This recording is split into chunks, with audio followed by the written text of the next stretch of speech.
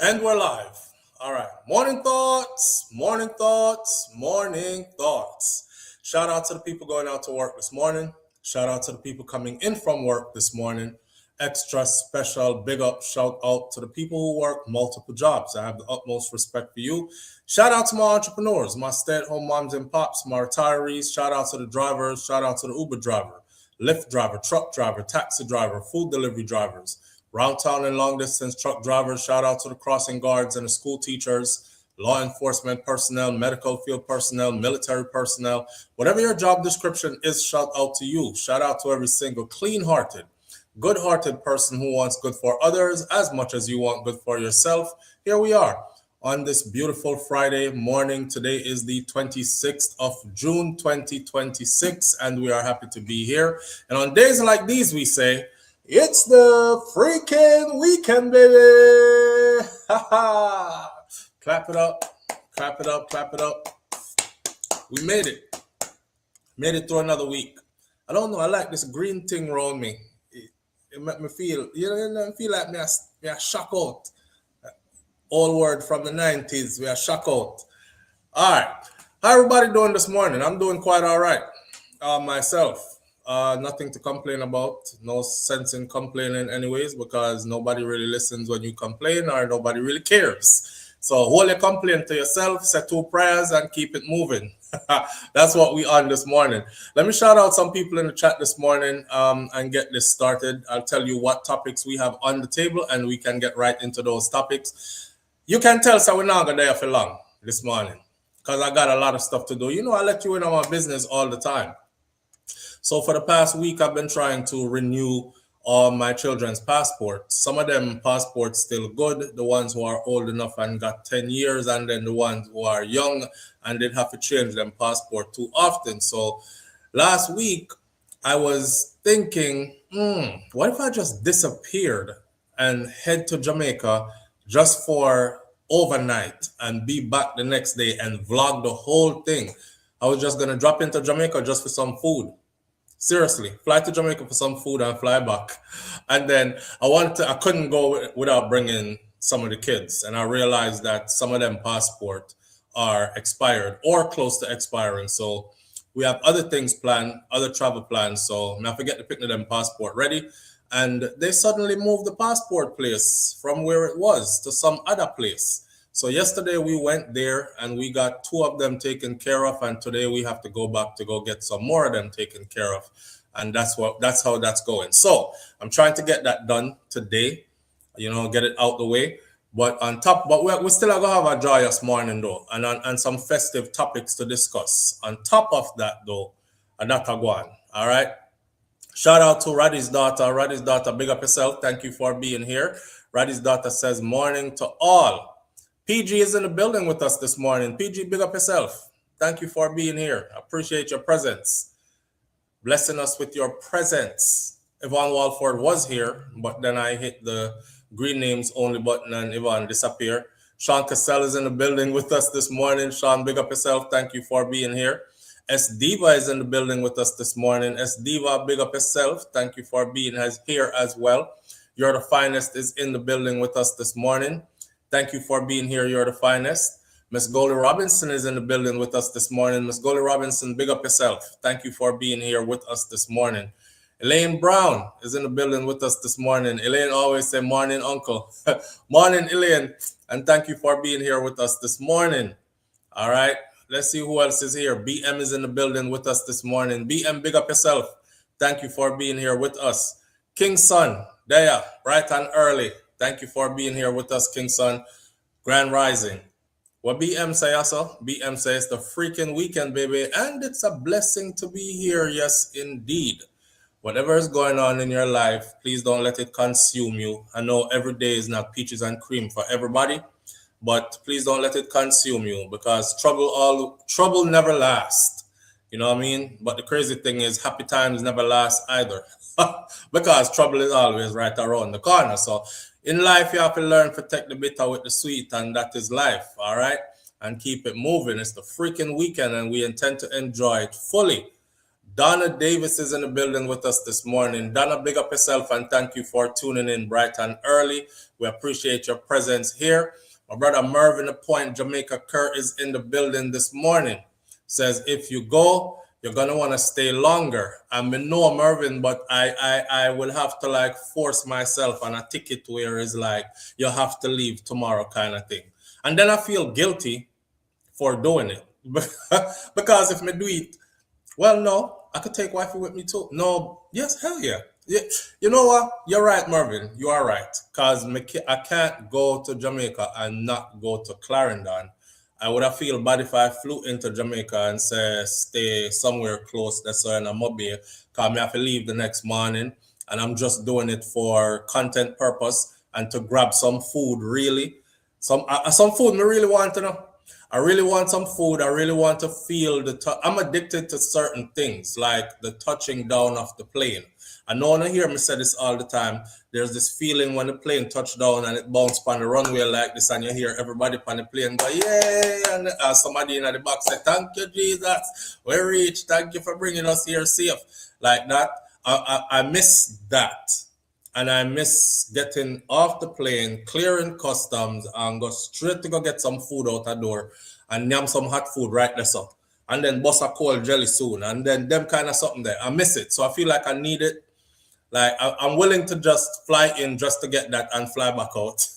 But I know if I go to Jamaica like that, it's going to be hard to leave just like that. But if I'm on a ticket, I probably have to leave, right? Yeah, and plus if I bring the kids them, they're definitely not going to want to leave right away. We have this thing where when we go to Jamaica, we have to go to Duns River. We have to climb the waterfall. I think I've made that a thing now where it's just like a pilgrimage. Like this trip, have to climb the waterfall. Next trip, have to climb the waterfall. It's just a part of what we do every time we go.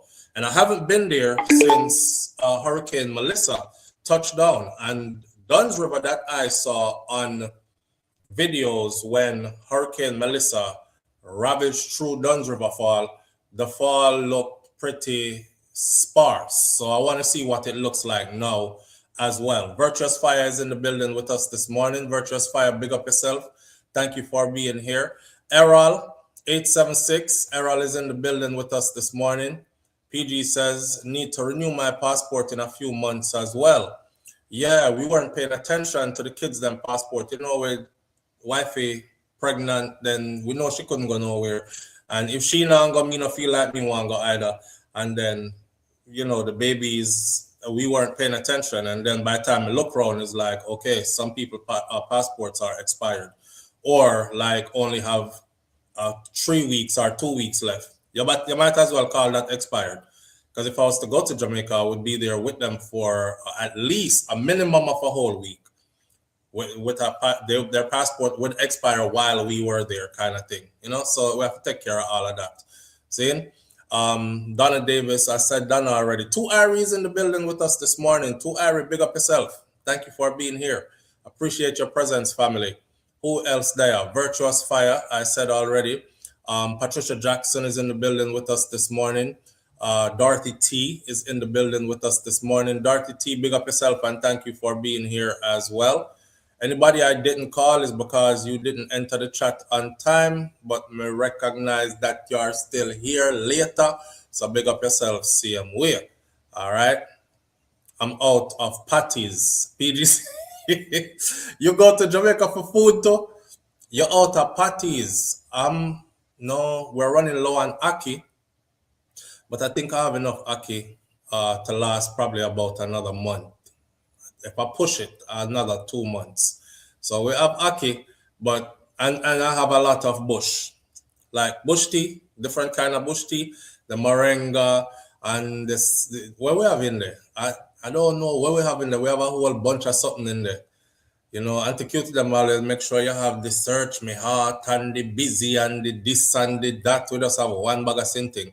More time, I don't even know why I'm boiling any of them and drinking them. Because they'll tell you in Jamaica that this is for take off fat off of your waist and your belly. You want to slim down fast, you drink this right so. And then this right so, this if you're constipated. You can't do. You can't go when you go to the bathroom, drink some of this. Whoops, everything come right out. This one right there, so this is for your back and you need them if them start to ache. And you know if you have a little headache or something like that, that for that. This you have for cold. So if you have any kind of sneezing, coughing, snizzling, all them something, they drink little of this. I have like a whole lot. We have glass jars in the house that's lined up with a whole long each one of them.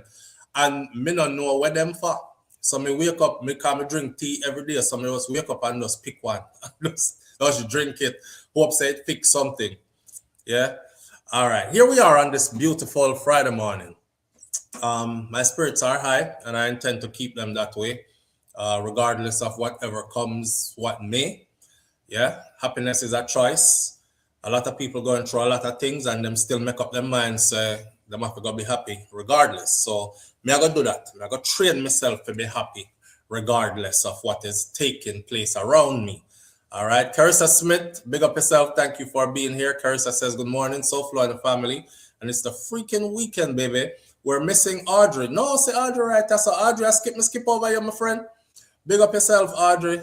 We appreciate you greatly and thank you for being here. I also miss Gigi Remeki as well. Thank you for being here as well. And Unstoppable Josh is in the building. I thought today was Saturday. Dead with y'all work too hard, man. Anytime you start do that, you're working too hard. Either that or you go to bed late with your belly full. And you know them way there? Y'all ever done that? Go to bed with your belly full. No, you go to bed early with your belly full. And you wake up the same night and you think say it was the next day. That kind, yeah. Anyway, let's get into some of these topics. Guinea hen tea. Never heard of it until a few years ago. I have some of y'all need to help me out with this. Hold on. I have to get up and I have to go get this. I got because I don't know. Give me a second.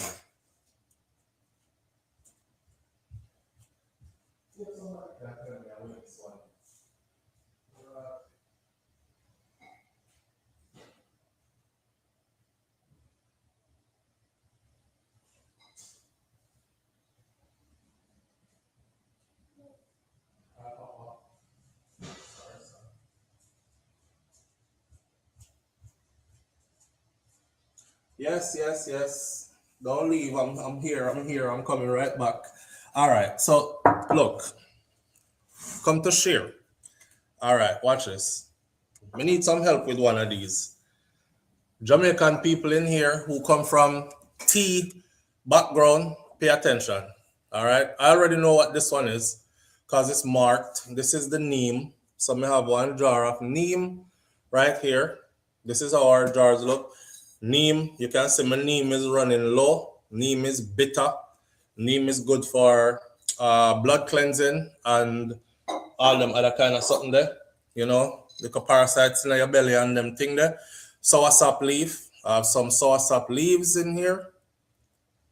My soursop leaves are running low as well.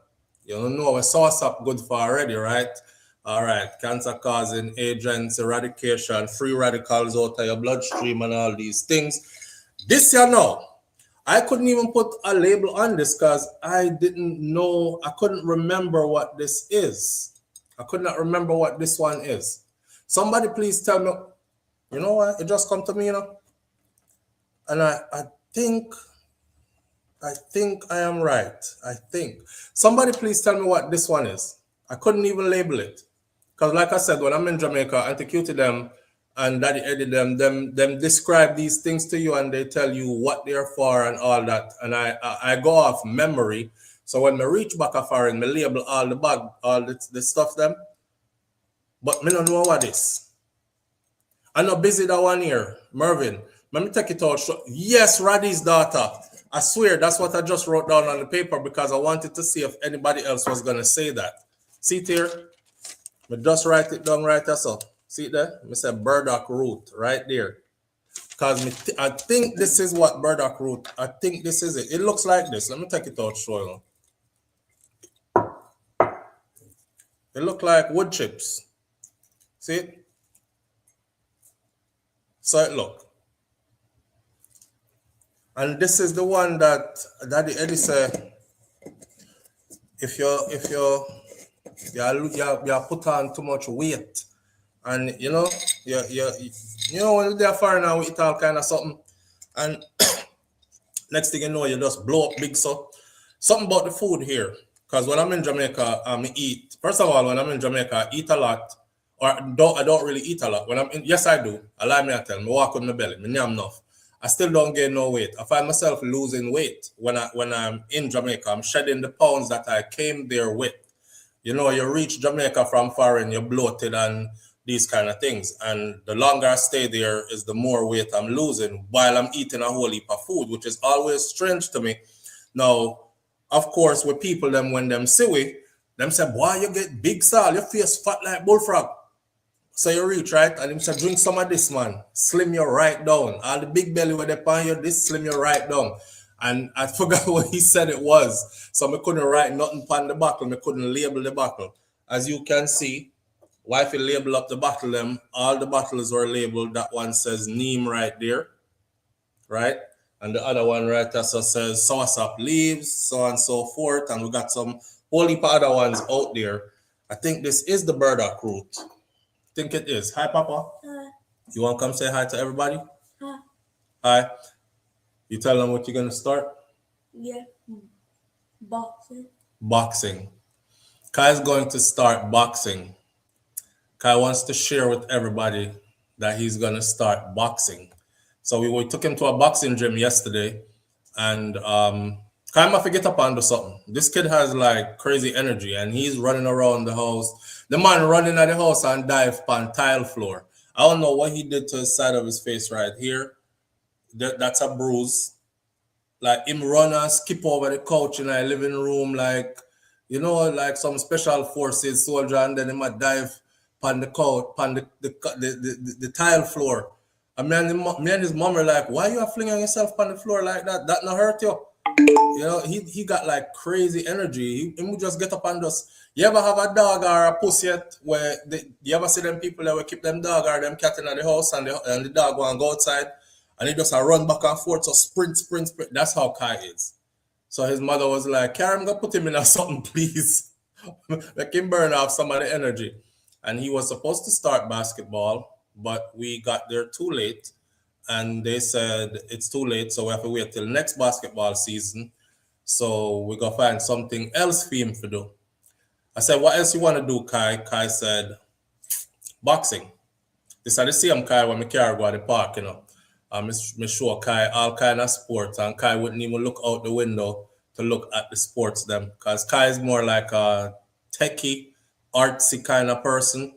So I wasn't gonna force him into sports because I see that it's not really his true interest. However, I think sports builds character. Some kind of sport you need, keep your body in shape, sharpen up your mind, give you some kind of fighting spirit and some competitive edge and resiliency, and all these things you can learn by competing, right? So me tell Kai, say, you have to go do something. You have to choose something. So I'm saying boxing. I say, okay. We look up a boxing gym. We found it. Yesterday I took him there and we sat and watched a couple of kids get in the ring and spar and all that. Him talk to the boxing coach, and the coach said, "You ready to go?" Yeah. Him say, "I'm ready to go." But while I was there, I asked Kai, I said, "Are you sure this is what you want to do?" Kai said, Kai, you did. You said, "No, I don't know." And I said, "Nah, you gonna do it." And then you got sure. I was like, Kai, you come all the way down here. You the one that said boxing, and now you're saying you're not sure. You don't remember that? No. No? So you absolutely sure then? Yeah. Okay. I don't know how you're gonna react the first time you get punched though. Because it is boxing. And eventually you are going to spar.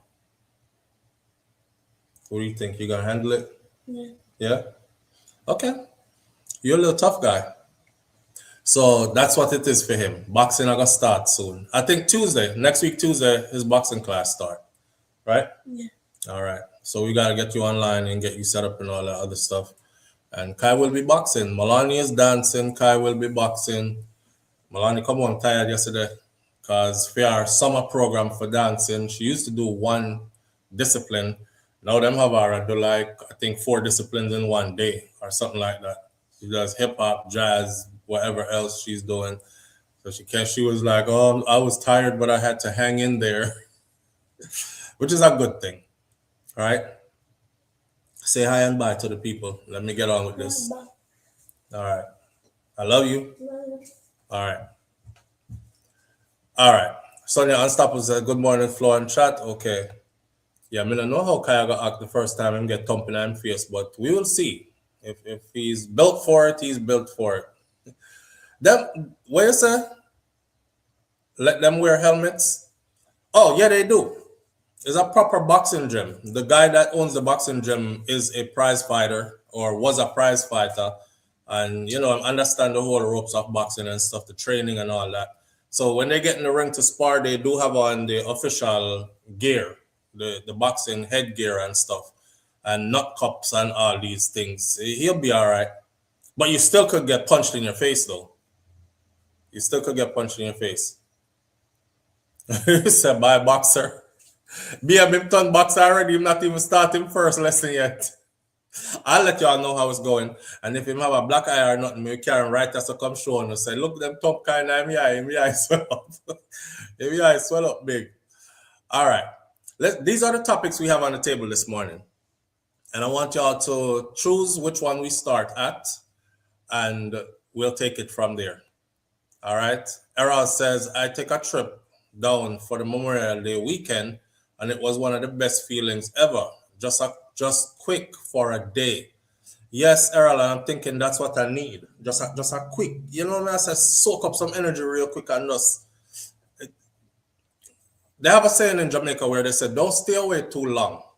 The more you forward into the places, the more you're going to want to come back. The longer you stay out is the more you start to forget that you need to go back. You understand? So me have no problem of feeling like I need a reminder that I need to go back. I just want to go back. I need to go. So I'll see how it goes. Once I get these kids' passport together, I know it's going to be randomness.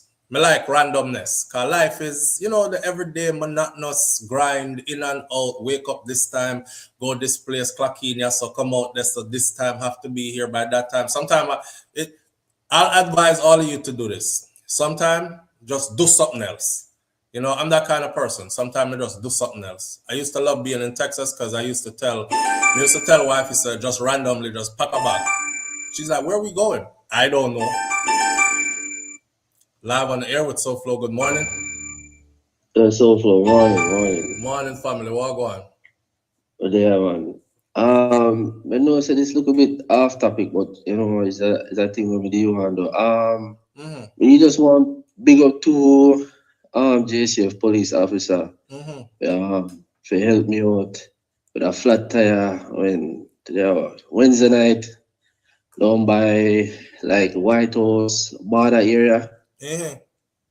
Yeah, man. Cause we just come back yesterday. Like we travel from like Savannah side and reach a White House, and if you know, you know. Between like White House and border, some pothole they say, brother. Bro, that's one of my video, my vlog video from Jamaica around the, so the tire bus is a pothole bus the tire, Yeah, man. I've been dropped straight night Wednesday night, about level 30. Late night. Me? Yeah, and me I feel like which part so me I feel like turn back look a bit so me can get into the street light. Yeah. Because which part the punch I did in the dark, I'm tell myself say me not gonna know dark. Yeah, run of them places, some part of it really dark too. Yeah, so I turn back and ribbit look a bit. And tell you honest, people are passing up, but nobody not stop, you see me? Yeah. And we did a jack up car and thing, and what end up still, is like one of the spear they too small for the front. So when them pass by, I stop and ask him me so whatever, and I tell them, yeah man, and end up going help me out. What end up happening is like them take off the back wheel and put on the front wheel, on the front side, and then take a spear and put on the back. Them help you do all that? Yeah, man. So we have to big them up. Cause they up and True, talking, man. like we did that talk and say, they even tell me say them listen to your show. You understand? So me Saying, don't remember their name. So me know say hopefully them are listening to this. So I big them up, you know. I feel big them up, man. We say that all the Yeah, time. Big up the good cause squad of them. we know so they didn't get ridiculed enough time, but they True, help me out, man. When I tell you like, true, true, yeah, true. man. But Yeah, that me man. the you answer still, isn't it? Yeah, my brother. Manners and respect, and like you say again, big up the good squad of them will help you out the other day. Yeah. How all of them out there were good still, you know, and Yeah, them man. they get For sure, man. overshadowed more time by the negative. Yeah, Yeah, yeah, yeah, yeah, but yeah, them dead yeah. man, them dead. I have to big them up, I yes. just hope, I just hope they fix them patrol car. Boy, I tell you, costly, Yeah, costly. yeah, yeah. Costly. Them You get have me to buy already back a too. man tire and them thing, you know. Man. So you reach back already, or what? Yeah, man, we come out last night, man. Oh, see, you're fresh out of the place. And that me there I talk about, so me want to reach in that place. Like, Yeah, me man. feel like me I go through withdrawals, bro. Yeah, man. And the place turn up, you know, cause when I come to the airport, when I left Mobile, boy, I tell you, say, airport ram. I tell you. Mm. Yeah, man, people are go back and at the Whole same heap time, of you see enough people movements. are coming. So, Seeing. place live, yeah, man. Nice, nice. Yeah, man. So, big up yourself. Manners and respect, my brother. Alright. All right.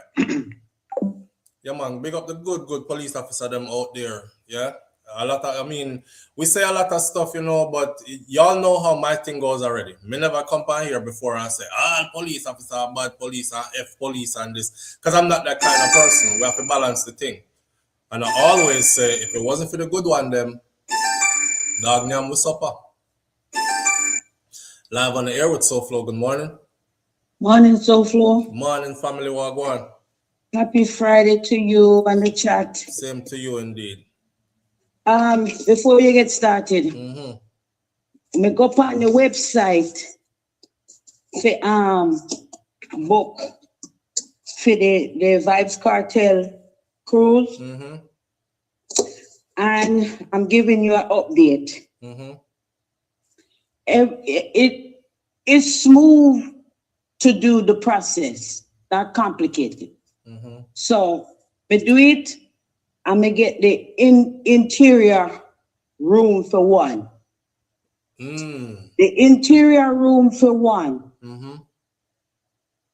This is excluding the insurance. Saying. It came up to $4,540.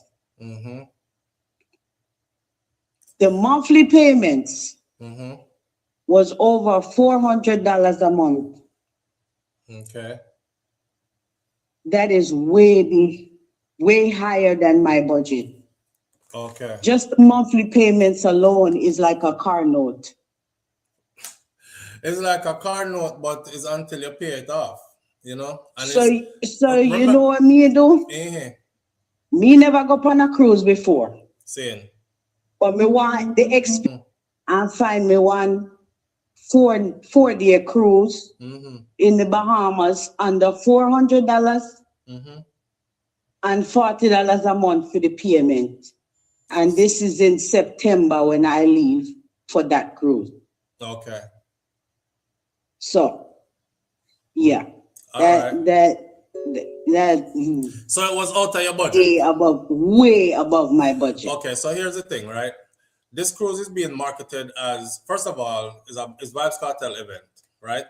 The VIP for the concert, Freedom Street concert, the VIP, we were in VIP. That was $10,000. When you see we fly go to Jamaica, go to the VIP. Charlotte was with part of my and group, that was not including your plane ticket. No, that was not including your plane ticket or your hotel or anything like that. It's $10,000 for the ticket to be in the VIP. Yeah. So these are luxury events and time in history type of thing where you are going to treat yourself kind of thing. Like me, I'm not buying myself anything for the entire year because I'm not leading up to that. I'm not discourage anyone. I'm not trying to discourage anyone from doing it. No. I'm just telling you my experience doing it. And if I had the money, yeah, I would be going. Right. So like I'm saying, it's a luxury event. So and it is meant to be expensive. My suite was $10,000 again, or $11,000 for my suite. But me have until next year, April, to pay it off, and I'm paying it on increments as well. That's why I was telling people that you book early. You have until next year to book, and I know how money goes. I know some people them are wait for a check to come in at the end of the year or beginning of next year, so they probably won't book until late. But if you're waiting to book, then the rooms might dry up and you might not be able to get on. So book early and take your time and pay it off if it's an event that you really want to be at. All right, say for instance, right, the cruise where you are up on, where you say you're fine for like $400 or something and how many days in the Bahamas.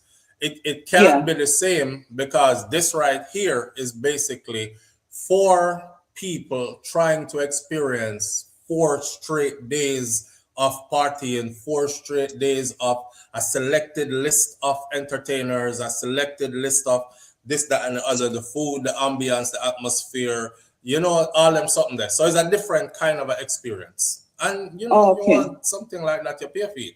If I did just one regular cruise, me would have just gone on one where you are go on too. You know? Yeah, so I mean, within your budget, not true? Yeah. Yeah, we ball within our budget. Right. There's the thing happening in Malta with Vibes Cartel them again in where they kick off Freedom Street Europe with him and Mavado is going to be on the same stage. Gully versus Gaza.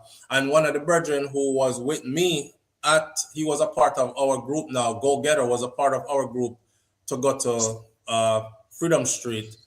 Him book him ticket and I go. And I told him, I say, you know what, that out of my budget. I'm not going to that one because me will just wait till them show up somewhere else. I had a feeling they were going to show up somewhere else because there's no way they were going to do that way over there and then not do it anywhere else. But there are people who book them ticket already and I go. So, you know, it's where your interest lies. And what you can I'm very afford interested, but the monthly payments was almost $500 a month. Yeah. Me hear that. So that's that. Yeah. So you're not go. Maybe next time. All right. All right. Now go back in our chat later. All right, later. Murray said, so Shenango. All right. So you know what, Murray? Every time you do that, before we get started, I'm gonna do this right here. It was a good time. Every time she does that, it's like a good time for me to do what I'm about to do. Hold on there. Live on the air with SouFLo. Good morning.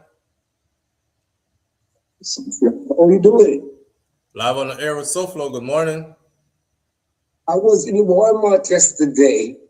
And what you saw is not what I see. I did saw booty cat. I did saw booty cat. Yo, bro. So, bro. Yeah. The in at the chat. What's right. It's Friday, yeah? Yeah, brother. Yo.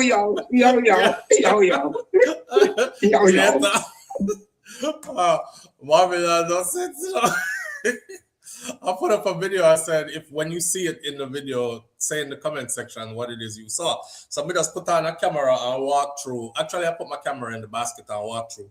But I just buy one GoPro that has a body strap, which this weekend I'm going to put on my GoPro and walk through and do those kind of videos as well, right? So him say some things in the video, but him I say him did in a Walmart yesterday, and him say, in case y'all was wondering where that was coming from. My son and daughter going to the Malta thing. All right. Mrs. B says her son and daughter is going to the Malta thing. Are y'all over there in Europe already? Or they're flying from the US to the Malta thing, Mistress B? I know quite a few people going to the Malta thing and they're flying from here. BM, you said you saw it? Oh, yes.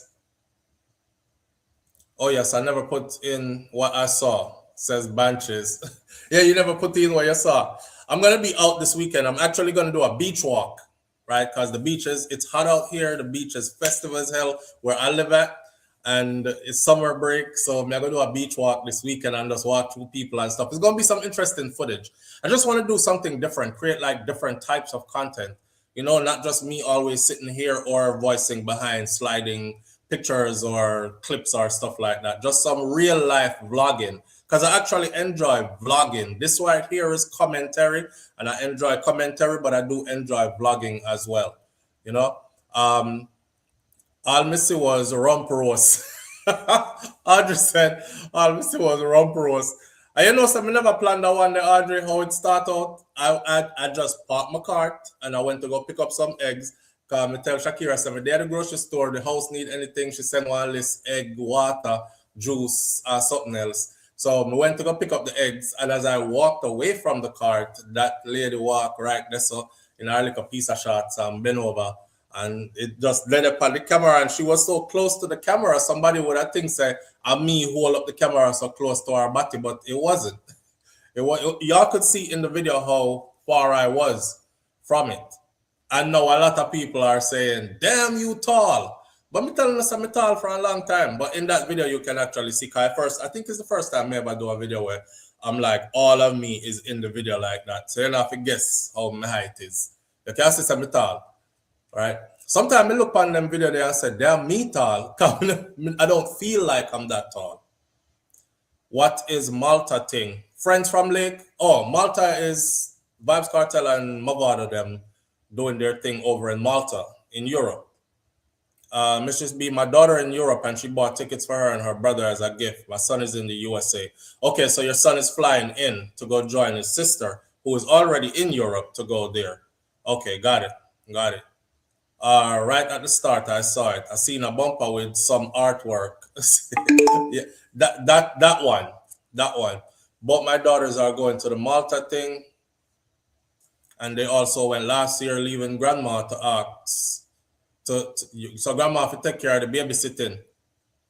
The Malta thing is an annual thing, but this year it's kind of special because this is the first one for Vibes Cartel after being missing for now. It's been 14 years or 50, going on 15 years. And Mavado is joining him on stage to do the whole Gully Gaza something. So people are, they don't know what to expect. They don't know if it's going to be a clash or if it's going to be them just doing tune for tune kind of thing. Live on the air with SouFLo. Good morning. Hey, morning, SouFLo. Morning, family. Hey, Reddy's daughter. Yeah, big up everybody who wish me morning. I cannot respond because I'm driving. Who wish you from New York back to North Carolina. So you driving from New York right now back to the Carolinas? Yeah. Damn. The week before I was driving to New York, right? Mm-hmm. And it's a funeral. I'm gonna tell you, boy. Anyway, it's a family, funeral. So okay. That happened, and then the weekend we did Father's Day, right? The family. It's a backyard thing. Seeing. Mervin was asking me about my birthday, so how it went. Him and Wanda Diva. So from Saturday through my birthday, Wednesday, when you sing me happy birthday, up here partying, me and my nieces, nephew, and cousin. So you well enjoy yourself. Exactly. Me don't want no more liquor, no more Jamaicans. I am tapped out. You have to go get yourself rehydrate now. Get yourself back together. That's a good thing. SouFLo, you always preaching to us and say we have to live life and enjoy life, be healthy and all of that. I'm glad I was around my family this weekend, despite the funeral on Friday. Lift your spirit up, not true? Yeah, man. We all need that. It's so important. It is. We all need it. Yeah. Also, with the Vibes Cartel cruise experience, I was on it last night too. Looking at the packages and stuff. So may I try to round up some family members to see who want to come with me. All right. So I'm there. I would love there to be sure. there. And me and Shaki is there for sure. So we'll try to drag some more people with us, Yeah, man. Yeah. All right, big up yourself. Manners and respect. Big up yourself. Okay. All right. All right then. Bye-bye.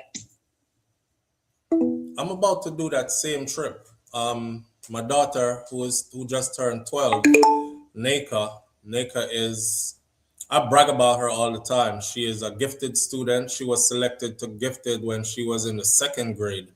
And now she's 12 years old and she's maintained her gifted status all these years. She's an honor roll student.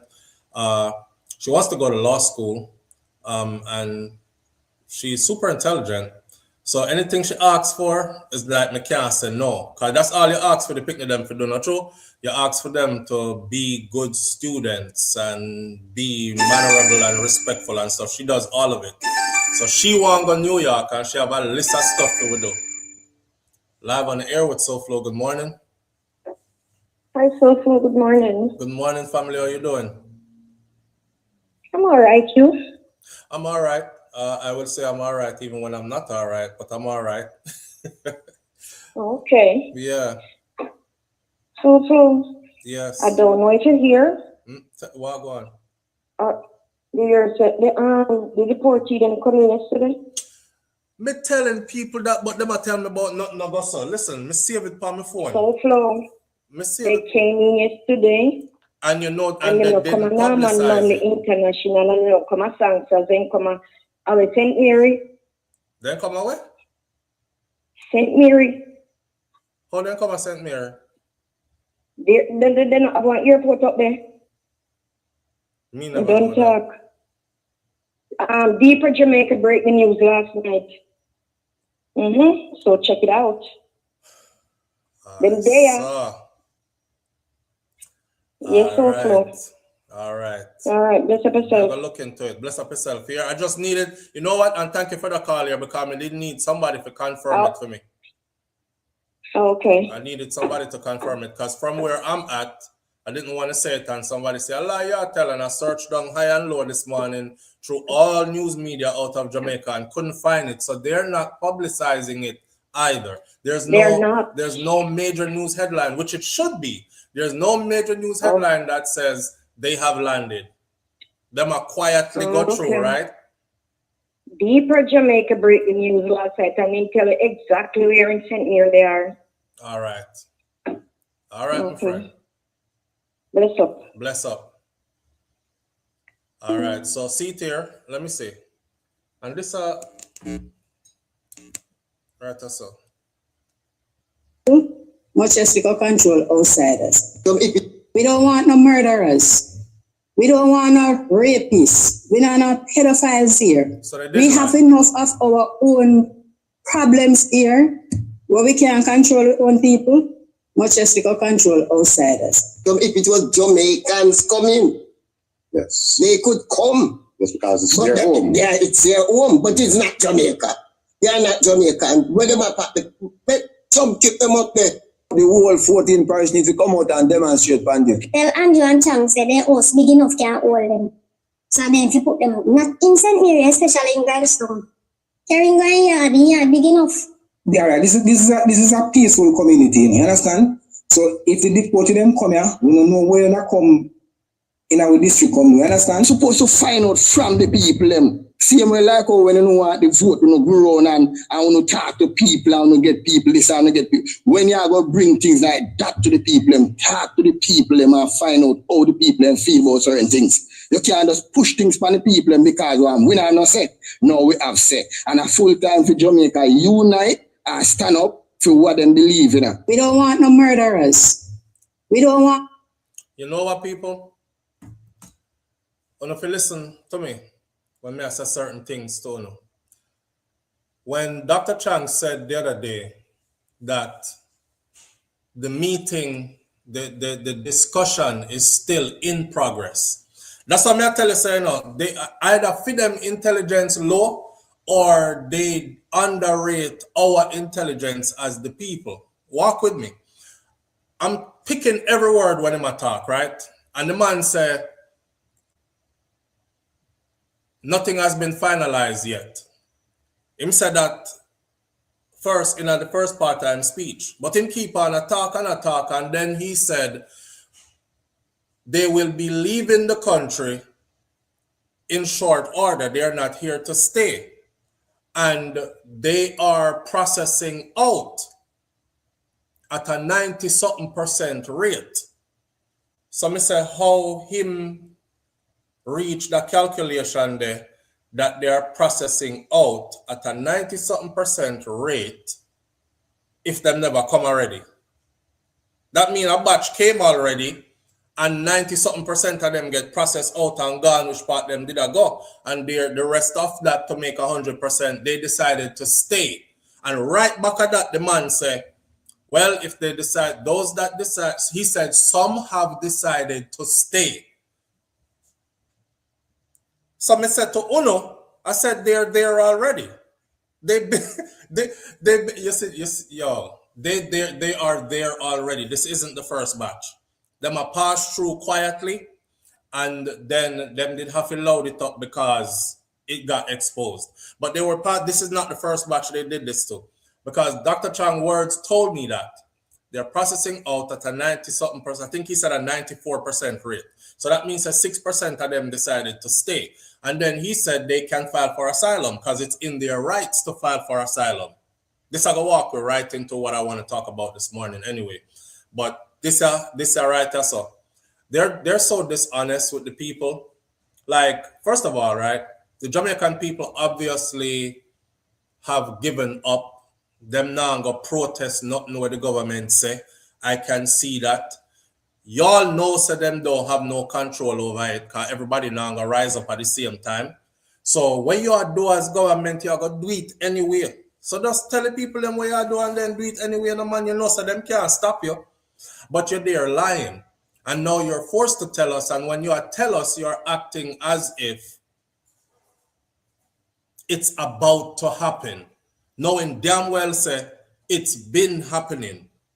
Now, I don't know if this is the first, I don't know how many loads I've gone through before, but I know that this is not the first one. This is the first one that is officially landing where we are going to know about. I look for which part them going to land with the people them. So now the people them around St Mary, I say, where them, remember I know, Chang tell we said they will not be detained when they land. So which part them are go? Where are they going? They will not be detained when they land. I guess they have somewhere for them to go and they're going to bus them to that location or something like that and drop them off there. And after that, they will be free to float around the island and go spot them want to go or whatever. They had us under the impression that this was still in the discussion stages when it was actually going on. It's going on. They're so dishonest.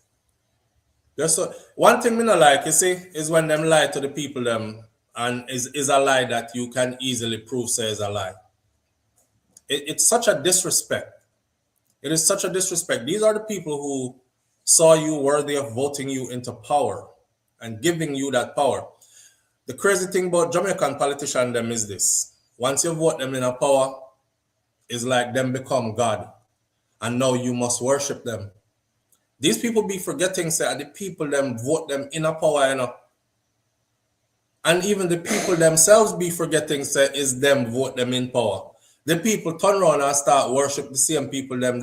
Hey, if you vote them in power, right, you can't vote them out of power too. So I don't know what you're not complaining about. I don't care. I'm not gonna sit here and boo-hoo with any of you because I want to vote for it. This is what y'all voted for, and a lot of you still over there saying fourth term loading. One, good up PM. 1 PM. I see somebody there they say 1 PM pan it up. And the Jamaican woman them, why them love Andrew, sir. Them want to take away Andrew from Juliet. They see themselves in Andrew's arms. I don't know. Mr. PM, you have fans. You have fans, sir. Why? Live on the air with SouFLo. Good morning. SouFLo, remember the airport I said near Ian Fleming. Is Ian Fleming going to come through? Yeah. I used to think that Ian Fleming was rich people airport though. Private remember, But that's the thing, low-key airport, so it can bring in a decent sized flight. Low-key airport where most Jamaican civilians don't even pay attention over there. So that's the trick, says backdoor bring, you know? When you see people, you don't see people. Wow. Yeah. That's that we just call it for system, but why it's in a way. Style the people. Style the people, them, brother. Yeah. But I mean, the people have just to go to the money and just look forward. Because I mean, you know, it's already happening already. And no, me not believe nothing what Chang did I say, because he was saying if him lie about everything else, I think he will also lie about the status of these people.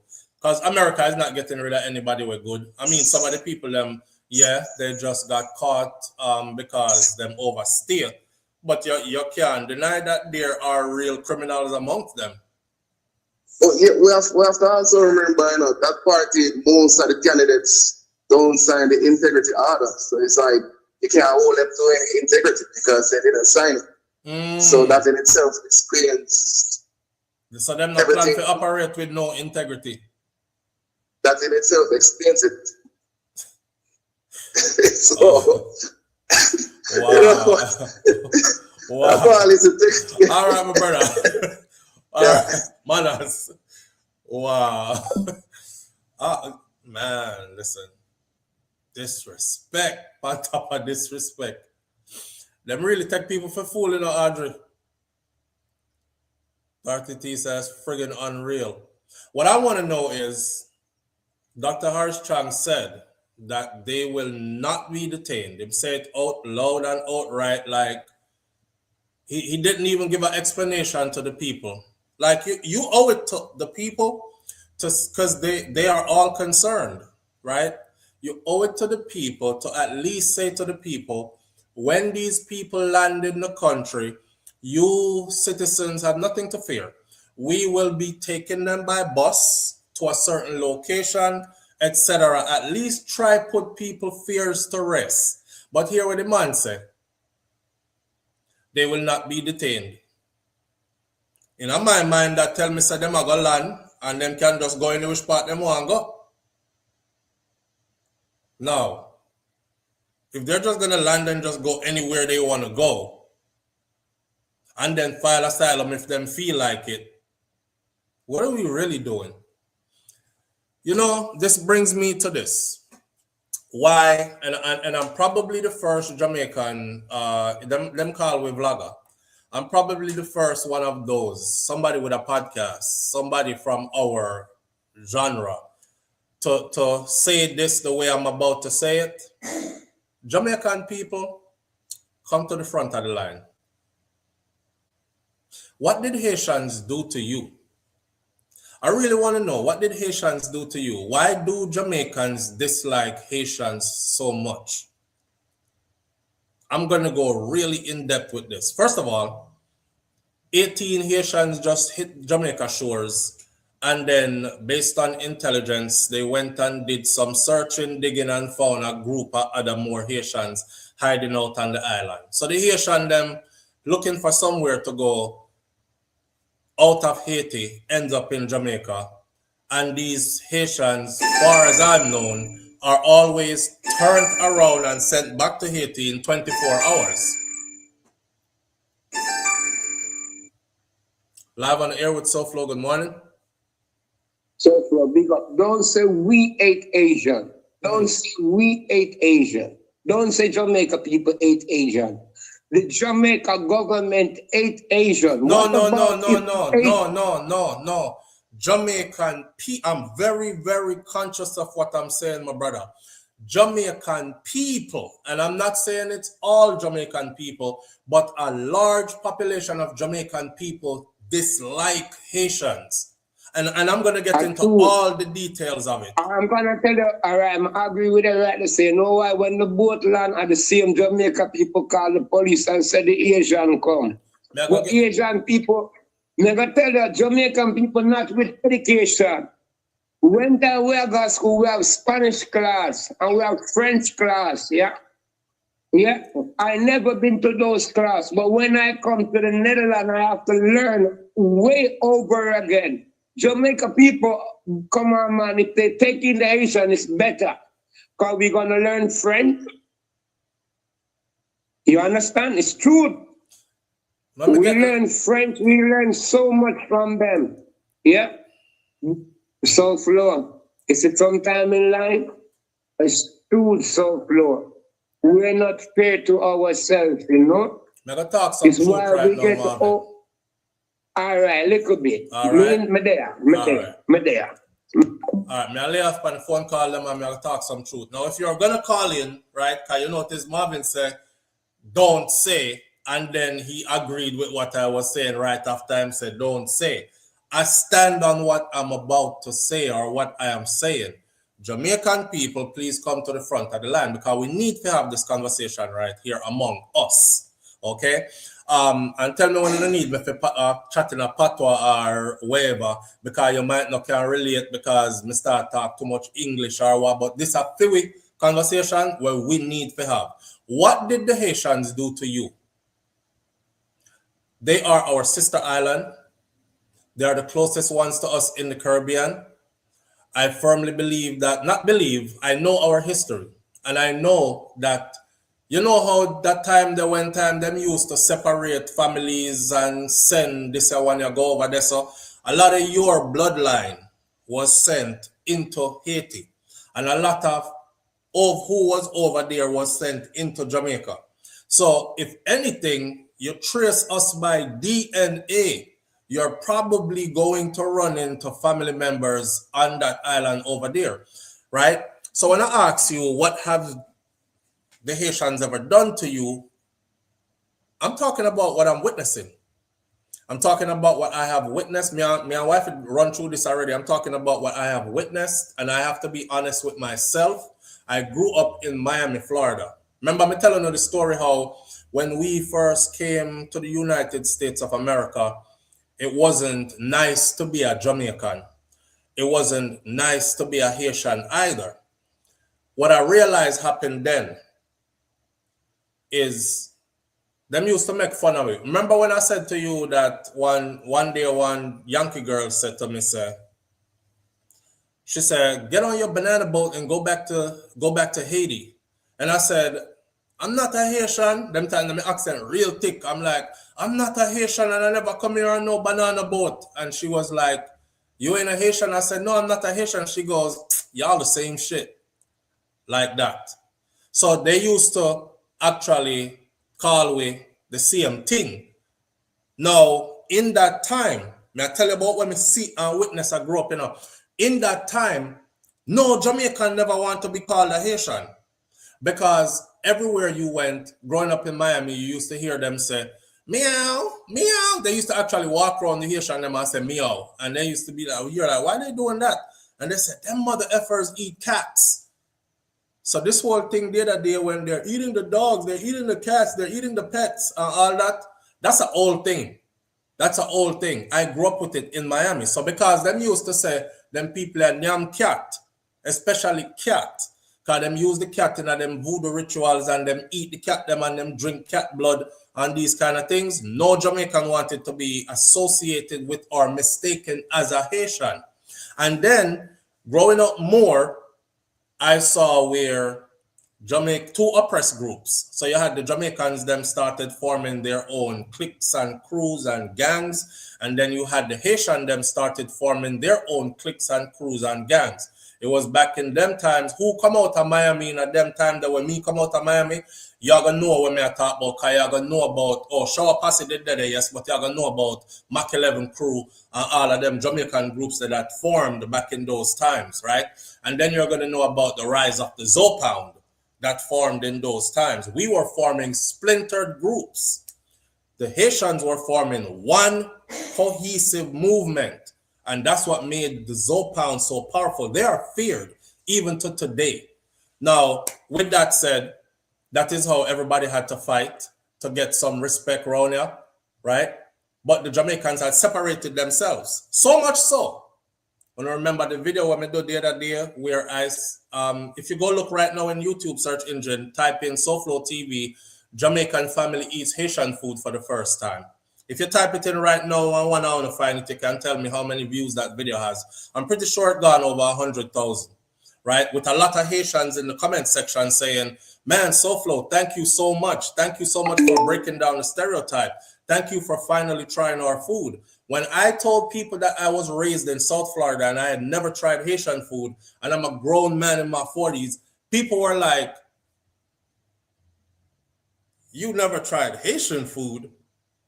You didn't grow up in South Florida. I'm like, yeah, I did. But me have to be honest with the whole hour. The reason why me never try Haitian food are the same thing. And I was trying to hide it before, but I got to be real with it, right? And the same reason why I never tried it, because I grew up, I hear so them name cat, and them drain the cat blood, and them drink it, and all that. So from me young, from me little, me I say, me no want no food where Haitian I cook. Because cat puss probably in there. But you know what the crazy thing is? How many rotted time them tell we said the Asian people them, not Haitian, Asians, the Chinese people them. How many times them tell us that the Chinese people them eat dog? We have even seen videos with the rise of social media, them marketing the dogs for restaurants. We have seen them strip, we see them with the dog carcass and the dog meat and everything before it get cooked. We still go to them restaurant. We still eat Chinese food. We still indulge their cuisine. And we don't have no qualms about it. What you eating today? I'm just order me some Chinese food and just chill. And we say it like it's nothing. And we are still opposed to, largely, not all, still opposed to Haitian cuisine. Because of that.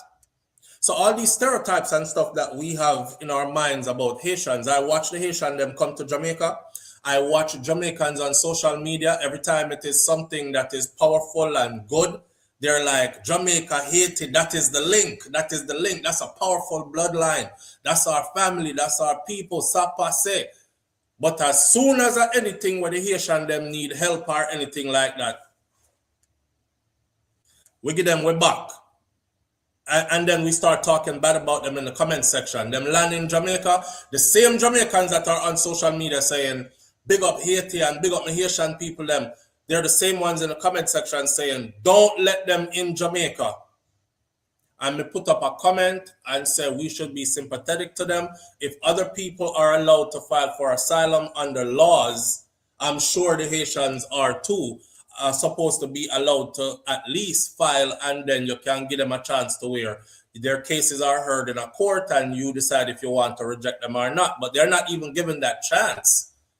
They literally, Andrew Holness administration literally deport the Haitian them arrive Monday afternoon, then back in Haiti by Tuesday afternoon. Live on the air with SouFLo, good morning. Yeah, I'm going so man, on the Asian thing, you know, which is true. Everything where you say, everything where you say are true, you understand? I want to know why Jamaicans dislike Haitians so much. That's my question. I'm explaining through my own experience, but I want to know why them hate. Because watch this. Uncle Sam is sending a bag of people now into Jamaica that Jamaicans have no control over, don't know what these people backgrounds are. We're crossing our fingers and hoping, I know some serial rapist, murderer sitting them and letting pound with down there. And while we're doing that, Haitians are landing there and we're saying, get them out, send them back right now. But nobody not saying anything about those that are coming in from the US. And I heard a Jamaican say yesterday to my comment, he said, well, when you come into the country, the illegal way, you need to get fling out same time. But these that are coming in from the US, they are coming in the legal way. I was like, what the hell?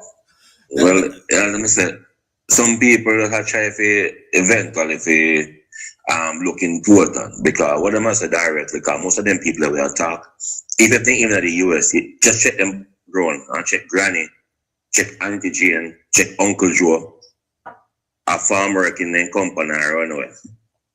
All right. That thing can pay by way for them. You get me, I say? Indeed. Because we are yard man, so we know the, you know. It have to be somebody down the line who make a sacrifice to down the line, you understand? Yes, yes. And then speaking about the Haitian them, as a blackness, but we as black people must respect ourselves because the Haitian them, we treat them with respect because they are our revolutionary. By far. Most of the hard man don't like it when I say so, but seriously, we just run a little history. Alright. There was this little man named Bookman, big man. Right? You have a young youth. Then capture him somewhere down in Africa. Came come a yard. In their yard for a while, but he was a rebellious fella. So right? send him go to Haiti. So after a while, they sell him a Haiti because they say if he reach a Haiti, he not going to survive past 21. That means he's a young youth. Right. And then when he reached a Haiti, him was the same man going to go spark a 13-year war. And up till now in a history, Haiti are the only country ever take them freedom because freedom is not given. You understand? Yeah. And they're suffering. But now I show you, say, well, look, Bookman would have been the same coach because Bookman and the coach come a yard. Yard not him no mind. He reach a Haiti get corporation. So if the black people them know because we do have a war coming in. If them know what them know, we need to hug the Haitian them tight. Because we always together. The example again. In the States, there was this youth named Haitian Jack, right? Grew up in a New York, right? Right. Growing up, he must inspire with the Jamaican. Then I say Jamaican get more respect because they say was South Miami, right? Yeah. Them man, the shape don't all puffy them man. Them man, there's a young guy who take with them money. Them man, they are real tough thing. Jack, Tupac Shakur had run-ins with him and all that stuff. All right, exactly. That means that so the link is always there. So we, as yard man, learn to embrace them man because our real revolutionary them. You understand? But we hate the blackness, and that's our problem. And the blackness. And the blackness. Black man hate black man, you know, Uncle Slow. But family, I not even that, you know, because them like the light skin one, them, you know, the light skin one don't get no fight. Remember the other day when the Cuban them land, when the Cuban them land in Jamaica, you know, see a bag of Jamaican woman talk about, oh, the one that look good. I want the one that for myself. Send the one that come on my yard. Him here pretty. And these are all the comments I'm reading from Jamaican people, you know. Nobody said, and then I said, they should be treated just like the Haitians. Them come in illegally, no different. Send them out the same way when they send out the Haitian. Here the people, them are Jamaican people are telling me this, you know. Them say no, because they are Cubans, that means they're highly educated and they will uplift our society. The Haitian, them now come here with nothing but them witchcraft and them nastiness, send them back. And I said, wow, you don't even know this group of Haitian people. You don't know if any of them was a doctor or anything else. You just assume that they're coming with the worst of the worst, send them back. Everybody over the dark skin with what? The hair where you call nappy or picky. And them light-skinned people with some straight hair or sitting or whatever, you talk about send him come in my yard. I have a place he can be safe at.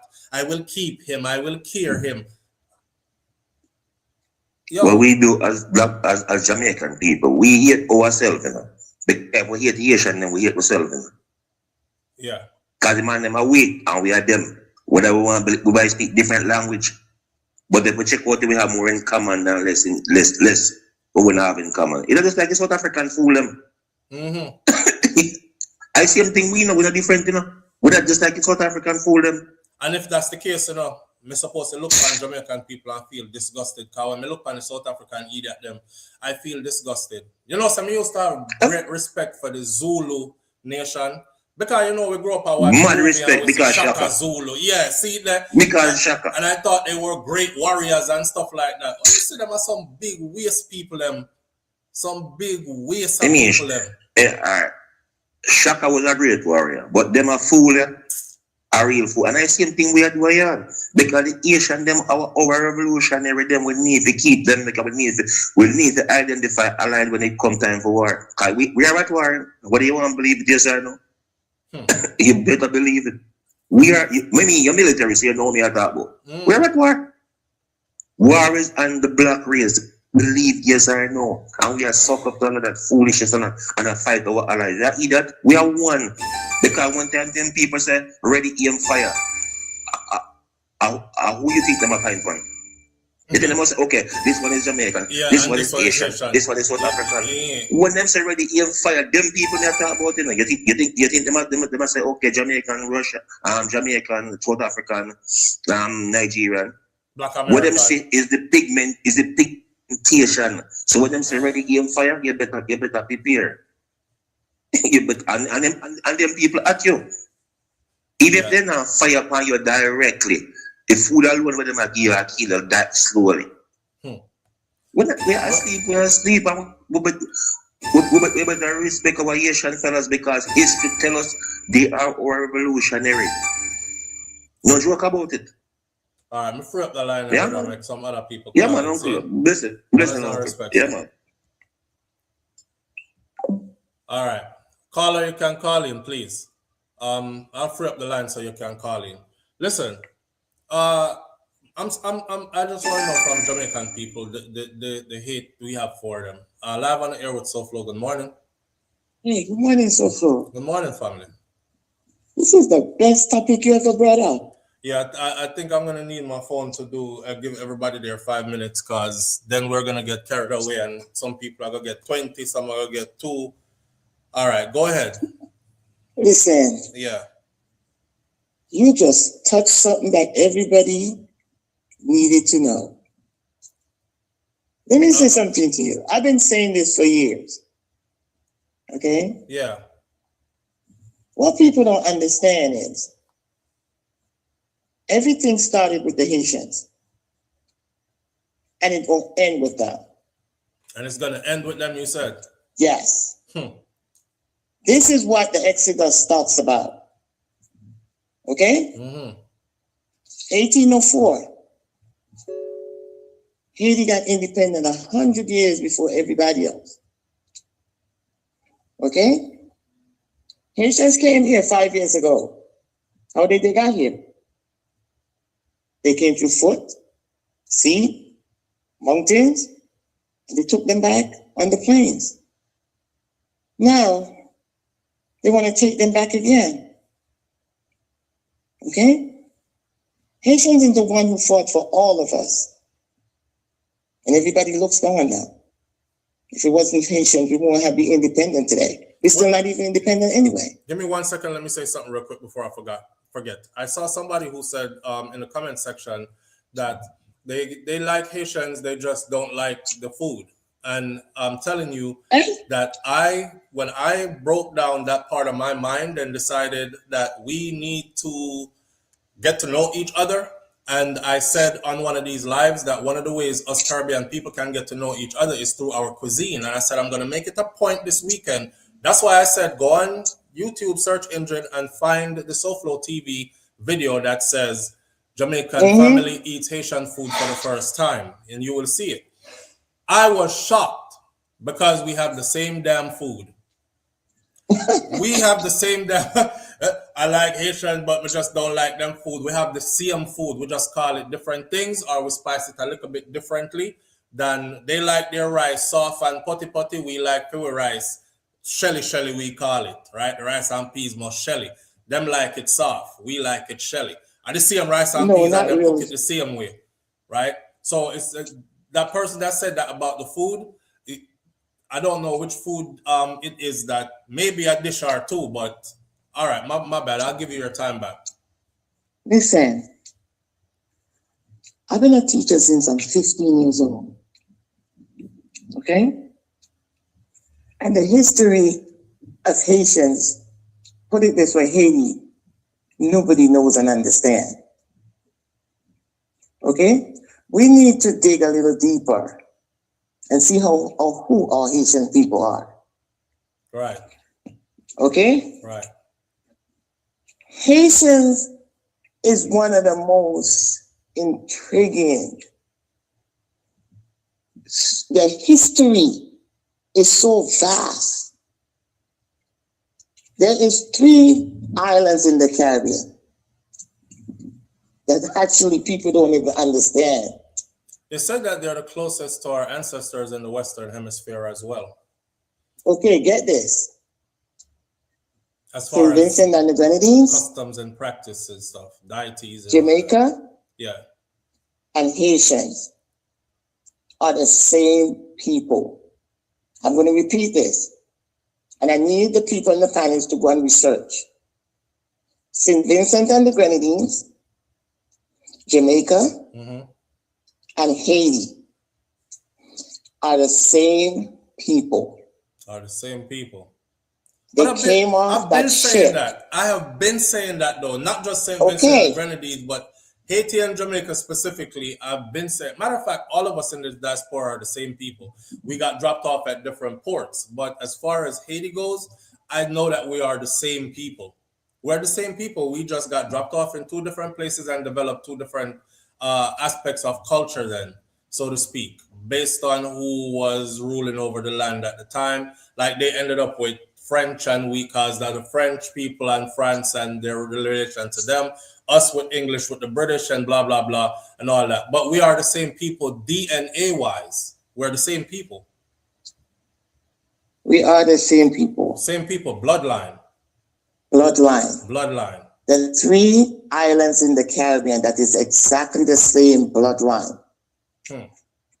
Okay? And the thing about it that people don't understand with Haitians, they stick together. They do. And they stick together it's more the than Jamaicans only do. Set of people that do not depart from what they have. Every other Caribbean island, they go up and down over each other. Yeah. Not a Haitian. Yeah. The community stick together. They do. They do. They do everything together. Yeah. They support each other. When we there sitting complaining about Haitians and who don't like Haitians and who don't like the food, the Haitians are not studying you. They're building their community. Yeah, they're a super resilient set of people. Listen, you cannot fight a Haitian by yourself. You're going to lose the battle. Okay? Yeah. And we need to go back today because let me tell you something that's going to happen. Yeah. Let me tell you something that's going to happen right now. We have over 600,000 Haitians in this country who apply for asylum. Are you going to talk about TPS? Hold on, because you're way past your time, and I only took 1 minute, and you just give me 1 second as well.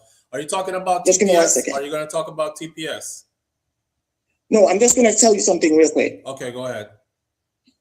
Now, what are they going to do with over these 600,000 Haitians? They already lost their jobs. They lost their cars, their homes, their everything, their livelihood. Okay? Because the law has passed. So now, where are these Haitian people going to go? To Haiti. I need everybody on this panel to sit down and ask themselves this question. So you're talking Watch about how the TPS. world just turned upside down. All of us. It's not just the Haitians. All of us. Okay. Okay? Because you know what's going to happen? The exodus is on. There's another country that is going to be formed in this world because of the Haitians. And all of us is going to have to go to that channel. Thank you and have a blessed day. All right. Have a good one. I don't know what she talked about. She suddenly went off on, but we don't have to agree on everything. The TPS, temporary protective status for the Haitians. If you look at somebody, I think it's Elaine, put in the comment section, 350,000 of them are going to get deported. Look it up. Well, if you look at the icon, under the icon, the topic of the video this morning, and in the description of the video this morning, all of which I have to put in before I upload this to go live, it says exactly that. TPS has been taken away for them. 350,000 of them in the United States of America are now on the chopping block because once their status gets taken away, ICE is going after them because ICE can buck any Haitian now. But here's the thing. You look Haitian. You look Haitian. Remember the other day when ICE was targeting Hispanics and anybody who looked Hispanic was a target? Y'all walk with me now. Walk with me now because I feel time now enough. Anybody who looked Hispanic the other day was a target. Remember how many Hispanic people them drag and beat down in the street and draw them only to find out that they are citizens here? It's your time now. Because 350,000 Haitians who were under TPS just lost their status. And they're here. So what you think ICE is about to do? Fill those detention centers and try to get as many of them out the country as possible. They're going to be out in droves looking for Haitians. You look Haitian. I look Haitian. All of we in here probably look like a Haitian. So it's our turn now, right? And don't forget, a lot of the people who they were dragging to kept telling them, I have my documents on me. Oh, we don't want to hear that right now. Man still end up in a detention. Y'all ain't paying attention? So one thing I'm going to say this, though, about the Haitian community, though, right? Because I started out talking about why Jamaicans don't like them, and I wanted to finish up on that, but let me quickly go and say this. They did themselves a disservice because during the, you see that sticking together something, and you know, good all the time. Let me tell you something. Let me show you an angle. So the most famous Haitian in the United States of America is a young youth by the name of Kodak Black. Here y'all go. No, he's not SouFLo. What's his name from the Fugees is Wyclef Jean. Wyclef hasn't showed his face in forever. Okay? The person who is trending on this thing, what we call dysphonia, the apps, all the apps that you go to for your entertainment, the TikTok, the Facebook, the Instagram, the YouTube. It's a youth named Kodak Black. That's a Haitian. He's the most famous Haitian. Do you know what this administration did? Kodak Black got in some trouble. He's a street kid, but he's rich and he's famous. He got in some trouble. And the first thing that the president did was pardon him. Got him out of prison. Now, when he commuted his sentence and got him out of prison, you know, so nothing don't come for free. So during the election, Kodak Black was out here campaigning on behalf of who is in power right now. When Kodak Black came out, y'all go back and watch the election videos when we were having discussions here, and I was trying to educate some people which direction to vote. And I said it's the first time I ever done this, because normally I wouldn't care who you vote for, and I wouldn't tell anybody who I was voting for either. But I'm telling you this time, when Kodak came out and the election runoff, I started seeing Haitian groups marching, saying, Haitians for Trump. Haitians for Trump. Yeah. All throughout the election, Haitians for Trump. And I said, do they know what's about to happen? Haitians for Trump? I even said it on the Kodak Black post. I said, damn, they used you against your own people. They used you to influence your own people, because he got on a soapbox and he started campaigning. I remember people were saying something bad about the president. Well, he wasn't even the president yet then. He was a candidate to be president. And Kodak Black would jump in the comment section. And I'm like, why is a big superstar like that jumping in the comment section, arguing with people? Hey, I'll F you up. F you. Don't talk bad about my... That's how much he was defending and trying to let every Haitian know that this is a good man. He the right one for us. They used you. And now TPS gets taken away from your people and you fly the Haitian flag everywhere you go. I'm a Zoe, right? He flies the Haitian flag everywhere he goes. He's a Zoe. He's proudly a Zoe. Him tight on him head. Him fly somewhere around here, so him have a bag of man behind him. Kai, go drink water, Kai.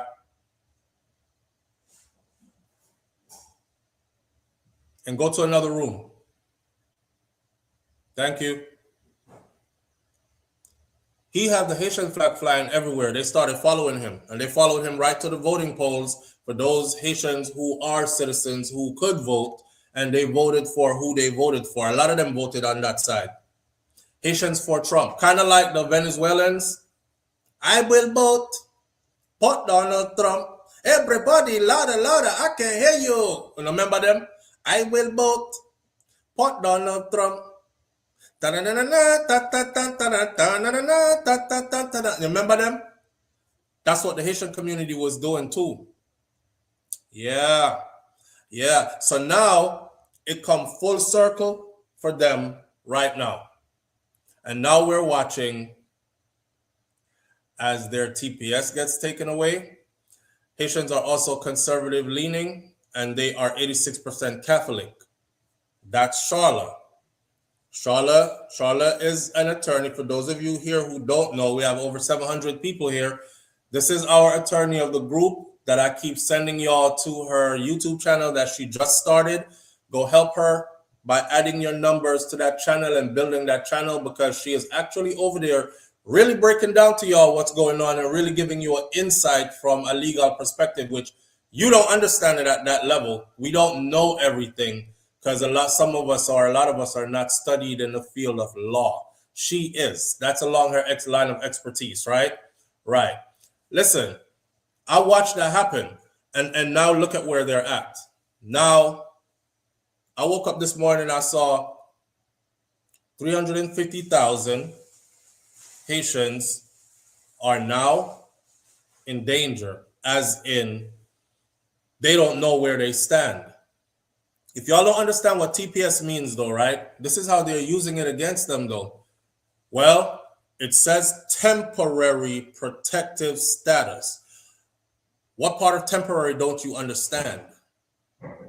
But you got to understand this. A lot of those people have been here 6, 7, 8, 9 years, 10 years under TPS, right? Under TPS. Hold on, caller. A lot of these people have been here under TPS for a long time. That's enough time and they were given proper authorization to work and pay taxes. So these people have been legally working and paying into the system, and now they're about to be kicked out of the country. I don't know, understand this? They've been legally working and paying into the system, and now they're about to be kicked out of the country.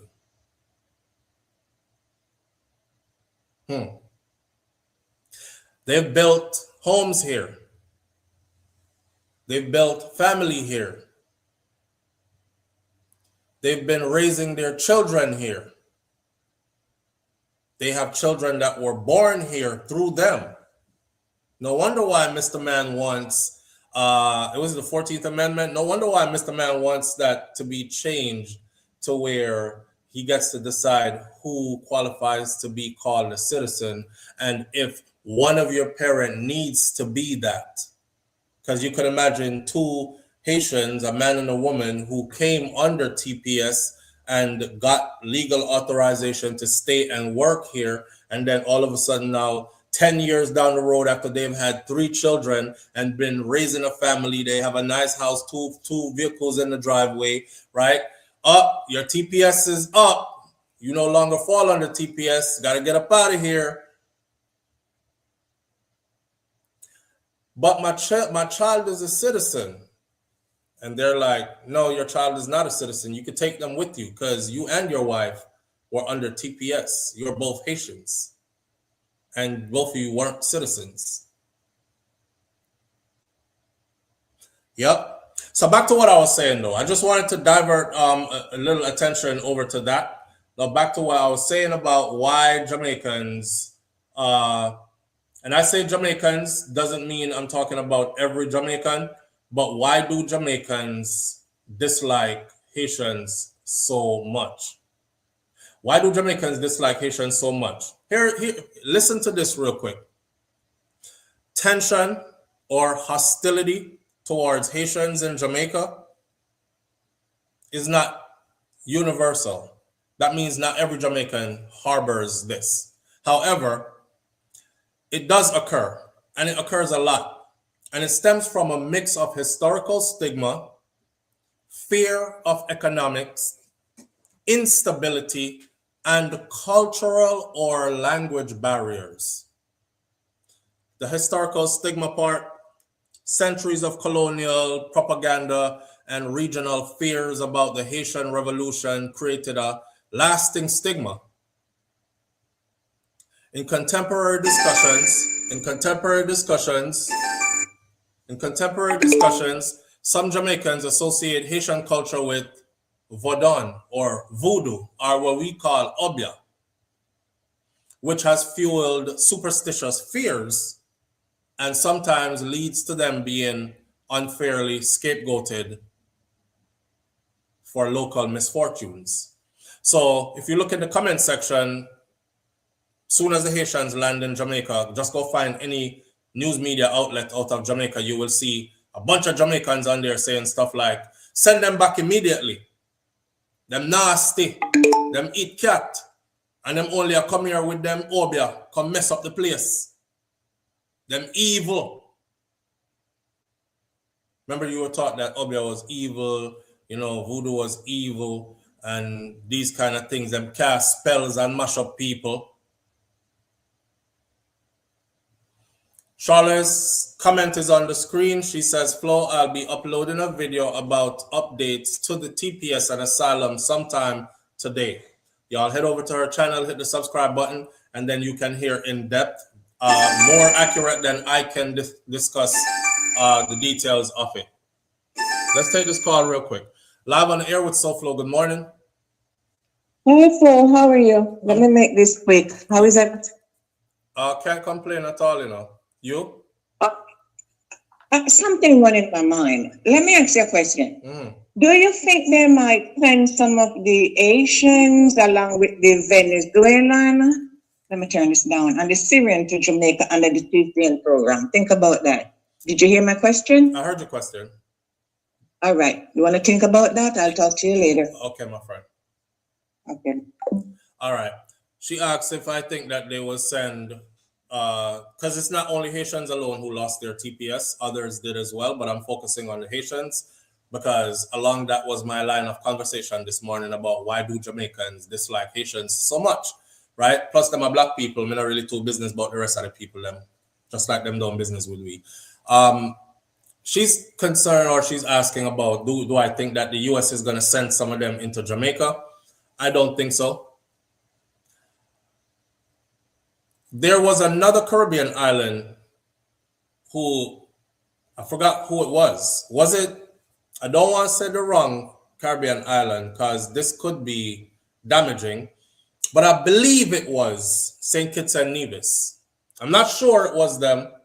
Could have been somebody else. So forgive me if I'm wrong about the specific Caribbean island. But when the United States of America said, you got to sign on to this deal, and we're sending these people to your island as a third country, through their third country program thing, they said, send us anybody.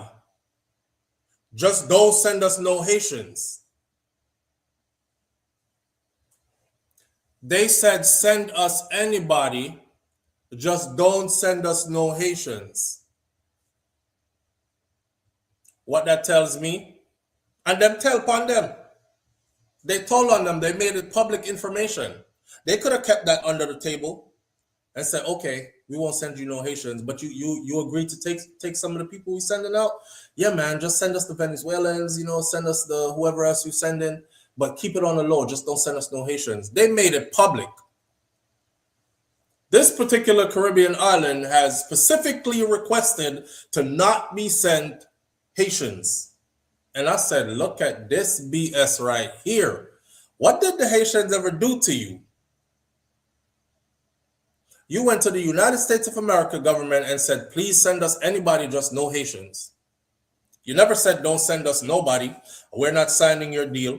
We don't want nobody here. We in control of our own country. You're not going to tell us what to do. That's not what you said. You said, yes, sir. I was going to take anybody you send, sir. I was just going to beg you one favor, sir. Just don't send us no Haitians, sir. That's what you did. Now, Jamaica might be saying the same thing. Because the way how Jamaica turning them around when they land in Jamaica, I wouldn't be surprised if Jamaica said, just please don't let this get out to the public like you did with that other Caribbean island. But please just don't send us no Haitians. We already have a problem with them. They wash up on our shores all the time. Oh, look, there goes 18 more. Because a few days ago, another 18 washed up on the shores, right? Look, there they go again. They are here. We don't want any more of them. And the American government probably goes, okay, I'll honor that. We have a lot of others that we can send you anyways. You know, and you're like, yeah, send them. We'll handle them. But don't send us no Haitians. It's crazy that they're actually requesting not to be sent Haitians. And you got to ask yourself again, what the hell did the Haitian people do to y'all? So first we talk about historical stigma and superstitions, especially linked to voodoo. And I hear them say that all the time. And then we're going to talk about the socioeconomic and crime concerns. Socioeconomic and crime concerns. So during recent waves of Haitian migration, there has been heated debates across platforms. Some locals express concerns that accepting Haitian refugees will increase the burden on Jamaica's economy because they're not coming there rich. They're not coming from a wealthy background. It's not like they're coming there to say pool their resources together and open up grocery stores and local marts and all these things like the Chinese people do in Jamaica. They're coming to basically be a burden on the system is what most Jamaicans are looking at and saying. Them poor just like we. Which part them are going to live when them reach here? Who are going to feed them? No, we don't want them here, man. We have it hard here already. We don't have enough for share. That's the kind of attitude that they're met with, right? So the socioeconomic and the crime concern. Some locals express concerns that accepting refugees from Haiti will increase the burden of Jamaica's economy, strain social services, or introduce arms and criminal elements into the country. Of course, you have known about the Jamaica-Haiti guns for meat trade. Because them say Haiti never have enough food. So what the people them was doing in Jamaica, they were bridal larceny went up. For those of y'all who don't know what that is, it's when you got thief, mass Zaki cow, carry it, go down a bush late night and slaughter the cow, and carry the whole cow carcass, fresh beef, and put it on a boat, and zoom it crossing in the middle of the night, go Haiti. It is only 90 miles. And then when you reach over there, them give you 2 AK-47 and me don't know, a rocket launcher, 4 9mm, and a revolver. And you come back over across, zoom back across the water now, you have 5, 6, 7 guns. Them get fresh beef, you have guns. You slaughter 2 more goat or your teeth from Miss Joe. Carry that, go over there. So the meat for guns trade was exposed as a real thing. And a lot of Jamaican, and I don't know if it was propaganda, but it was published in Jamaica and it was hyped up by Jamaica law enforcement that it was something that was very real and it was happening. So they are concerned about stuff like that as well. Them are criminal. Enough of them are killer. I find that funny because I don't think Haiti murder rate is even like our own. Before we got to the numbers that we're at now, which those numbers are skewed because they don't count police killings in Jamaica. They only count civilian killings. And if you realize the police killing has actually taken over the civilian killing, which if you put it together we would still be hitting the same over 1,000 every 12 months. But that's for another discussion. And then there's xenophobia and cultural clashes. So as it was discussed in some other platforms before, give me a second, caller. As it was, let me just finish out this piece right here, and then the phone lines will be open up again for calls. As it was discussed in other platforms, the inter-island rivalries and the xenophobia sometimes plays a role in how you see most Jamaicans treating Haitians. There's a language barrier. French and Haitian Creole versus English and Patois. can't relate to them. I don't understand what them are say. Them probably are talk bad both way. And then the cultural differences make integration difficult. I just think it makes integration difficult when people don't want to integrate with who they don't want to integrate with. People will find their excuses. Some of us, if we want to be in the white man's land and we move go Germany, we end up learning German. If we move go Spain, we end up learning Spanish. Because you want the up under them and in the European, them feel so bad, right? Anywhere we move go where there are others, we learn their way of life and we start practicing it. We indulge their cuisines. It becomes a part of our daily appetite. We get into the way they dress. We start even dress like them and everything, but we find excuses for Haitians. I don't even like them. They don't speak, I don't speak English. I speak English, them speak French. I don't understand Creole either. I me chat patois and them not understand me. So we don't have nothing in common. And we're quick to do that. Just like how we are quick to go to the Chinese man's store and the Chinese man follow you all around the store. And he must say, and he's telling the other Chinese people them say, watch that teeth, yeah. Because all the feed people them are teeth them, you know. And them have sticky fingers, and when they come in our store, we need to watch them. But you laugh it off. I don't care what Mr. China said. I go look at browser and see what I can buy. Same thing for when we go to businesses and we spend our money there anyways, even though they don't like us and we can tell. But then when we go a black business, as soon as them don't smile, I'm never going back there again. No customer service, not even a little smile, no thank you, no nothing. But when the other people do us that, we still go back at them business. We still go back to their business. So this is me just trying to understand what's up with us Jamaicans and the Haitian people. Language barrier, French, Haitian, Creole versus English and Patois, and the cultural differences makes the integration difficult, leading to mistrust and an exaggerated stereotype among the local population in Jamaica. So while these negative sentiments exist, many Jamaicans also recognize that a shared history of both nations, and they advocate for humanitarian support and solidarity when it comes to dealing with the Haitians. However, there is still a large population of Jamaicans that absolutely dislike Haitians. They will like them from a distance, but don't bring them come over here because we don't want them over here. And as soon as them land, please send them back by tomorrow morning. Do y'all know that when our Minister of Minister of Health and Wellness, Minister of National Security, Dr. Harsh Chang, when he said they are getting these people out of the country at a 94% rate or whatever the percentage was, I don't remember, it was 90 something though.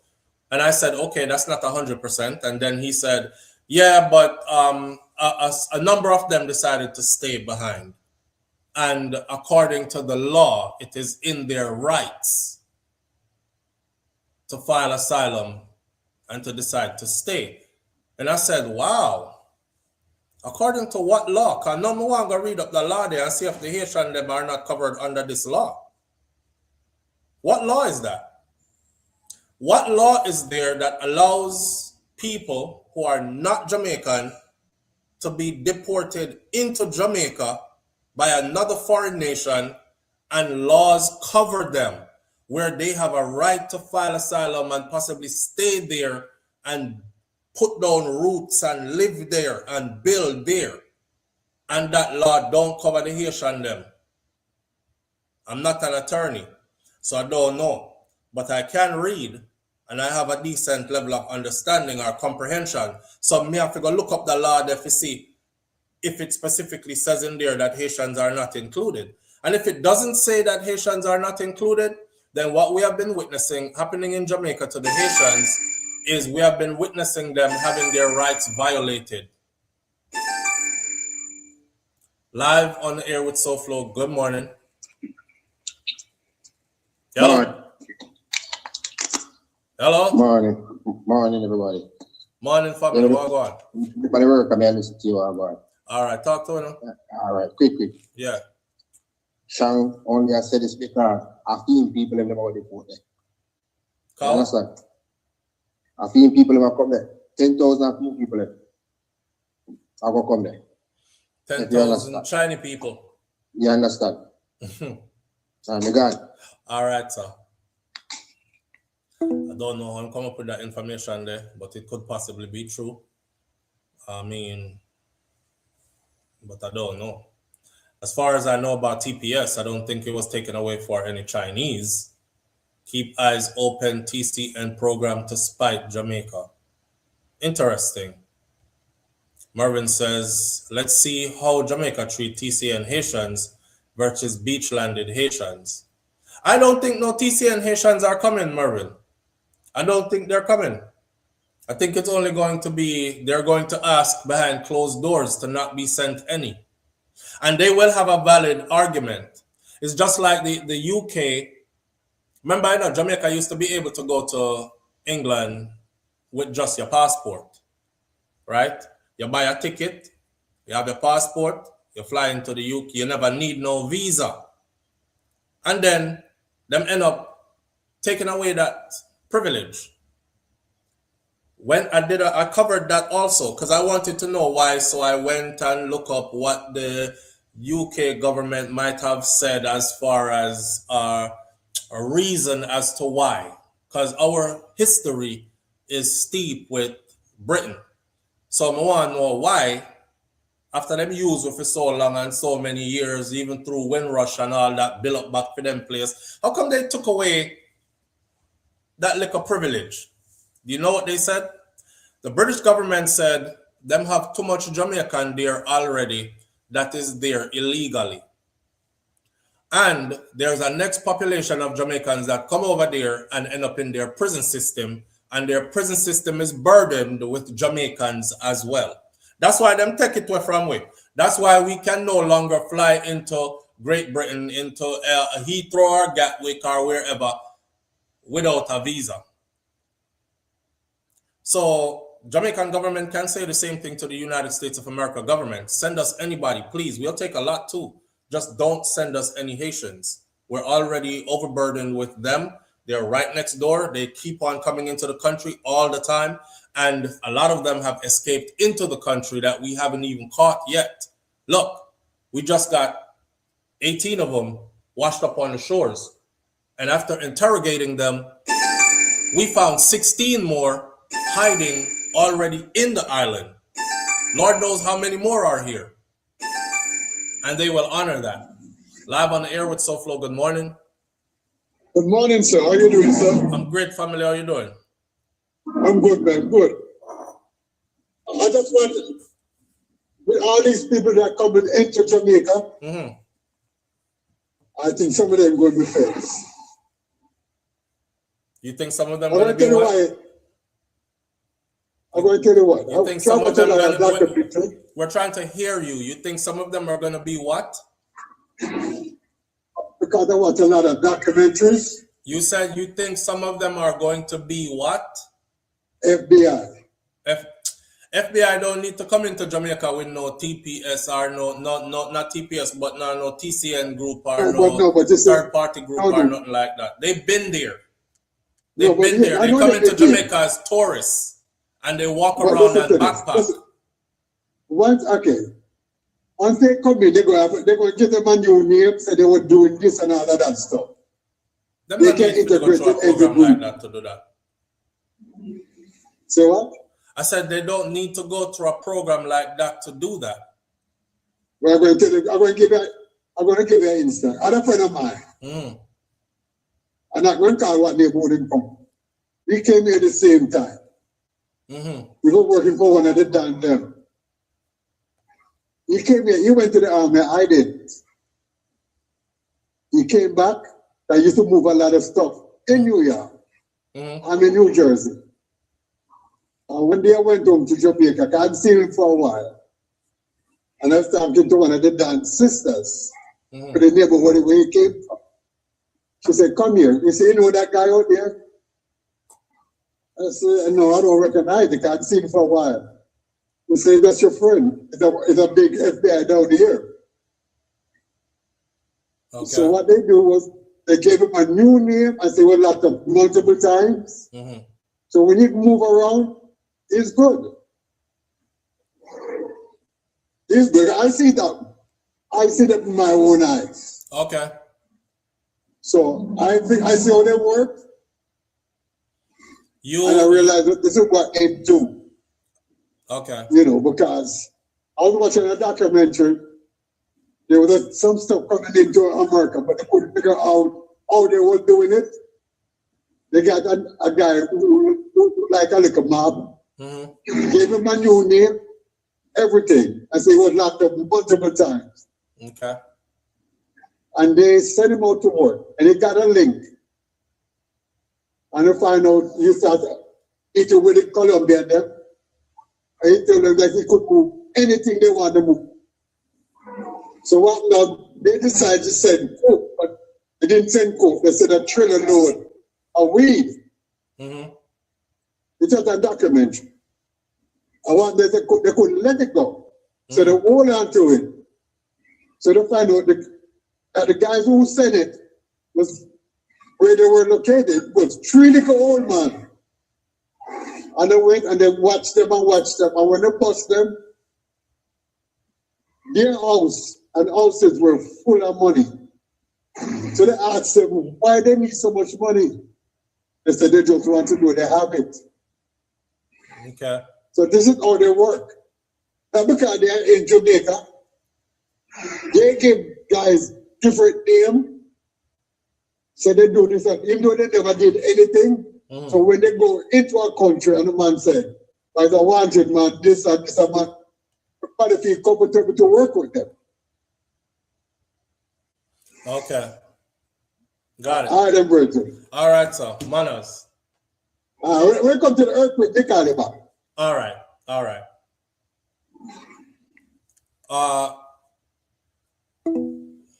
Sometimes I'll be trying to have like I enjoy a banter. I enjoy a back and forth. But some people don't enjoy a back and forth. They feel like you're being disrespectful because you see stuff differently than they do. So sometimes when you see me just go quiet and just make somebody finish up what they're saying, is because I actually test them and I realize that they don't like a banter, which is cool. If you don't like a banter, I would just stop talking and make you say what you have to say. Because I don't want nobody to say, you always over-talk the people and we're calling and people can't get to say what they want to say. I want everybody to be able to say what they're going to say, because I'm going to say what I have to say after. Now, to the brother we just called, for those of you who are confused, he's saying when these people come into the country, some of them are going to be people who the U.S. wants to throw out, yes, and they're using them in their third country transfer, whatever that thing's called, but some of them are going to be agents. Now, knowing my demographic of people, all it takes is for one salacious rumor to start, and then everybody start run with it. I be a feds, them are saying, you know, and the feds, them are going to act like, say, I deport them, did I get deport? Let me tell you something. America been had people in Jamaica. They're in there now, right now. And they don't have to go through a program where this elaborate scheme of people are being deported and they're in the third party program in order to get their agents into Jamaica. Jamaica is wide open for them. Issuing new identity and all this other kind of stuff, that's minor. That's minor. And them getting people into the country to come look and see what go on, and even to apprehend fugitives. And because you know, sometimes there are people in Jamaica who they're on the run too. They're wanted too by U.S. law enforcement. You know what I mean? They come there, come look for them.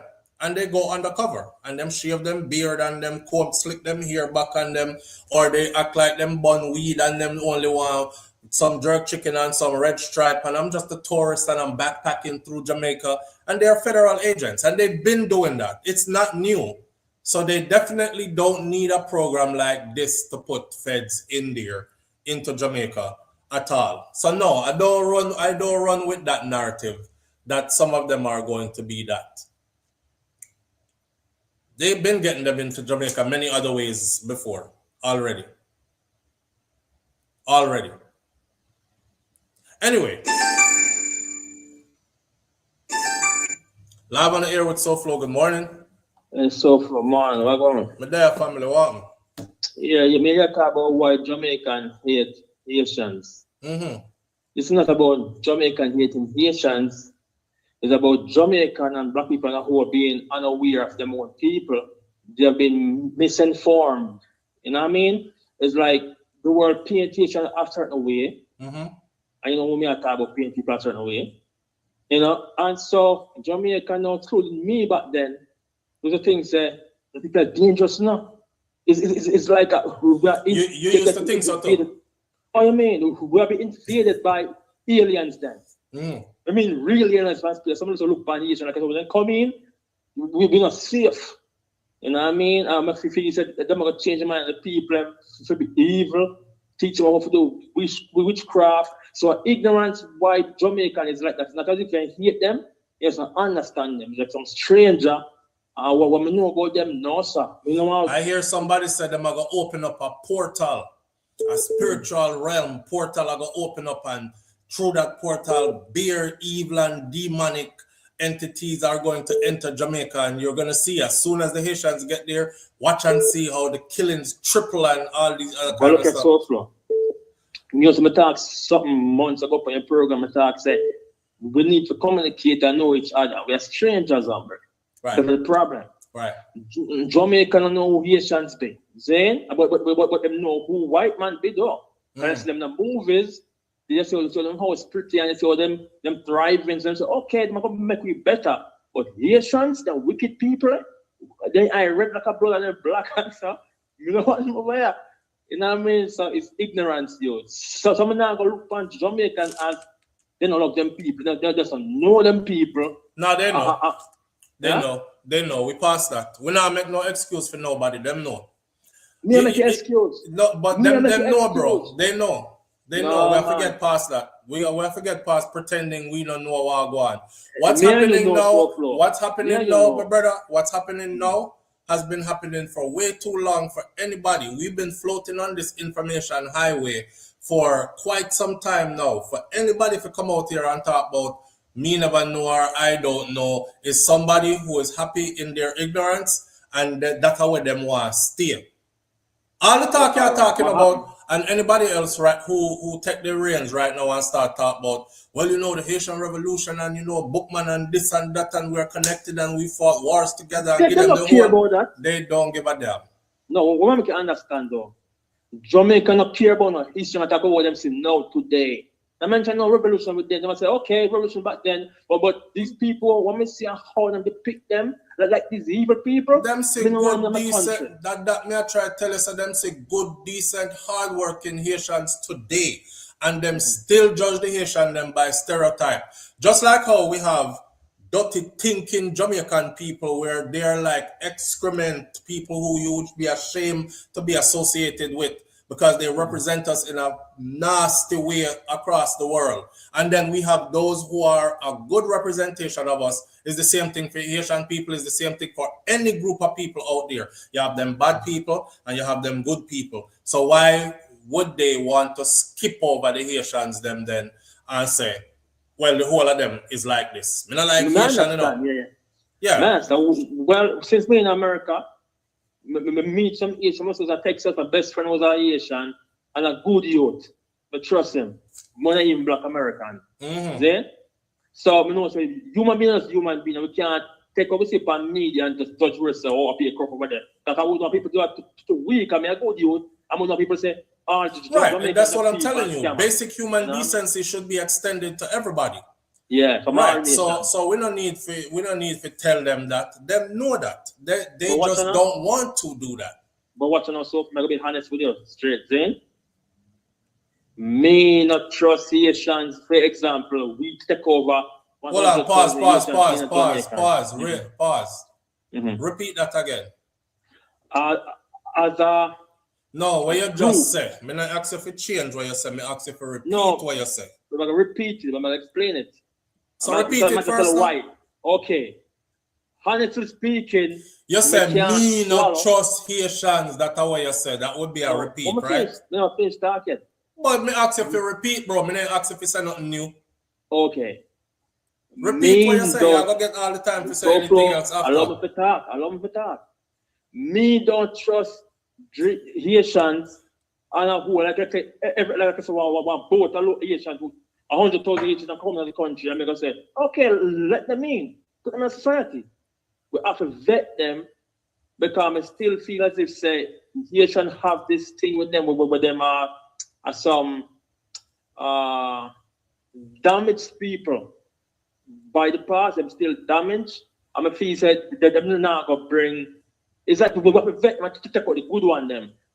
But on a whole, we can't let them in like that. That's the honest truth. Maybe me not go there and say, let them in, man. It good for Jamaica and my black people. Let them in. But it's not so ignorant. Me not gonna say that, sir. You know what I mean? So what you feel? What you feel? You just let 100,000 Haitian right now and say everything good about with people. Now ask that question. I think. You wouldn't. Me not have no problem with. Okay, so here's my philosophy, right? My philosophy is that Earth is for all of us, and man drew lines and made rules to colonize and then to own up. So now we have to beg that somebody here to go into this part of Earth, and then beg that somebody that to go into this part of Earth. In some places you have to pay a fee, which is visa fee, and you have to file, and you have to wait for them approval or them disapproval, and you know immigration and customs and all them something that has been established all across the world. But if you erase all of those things, all we would have is free moving people all across the earth.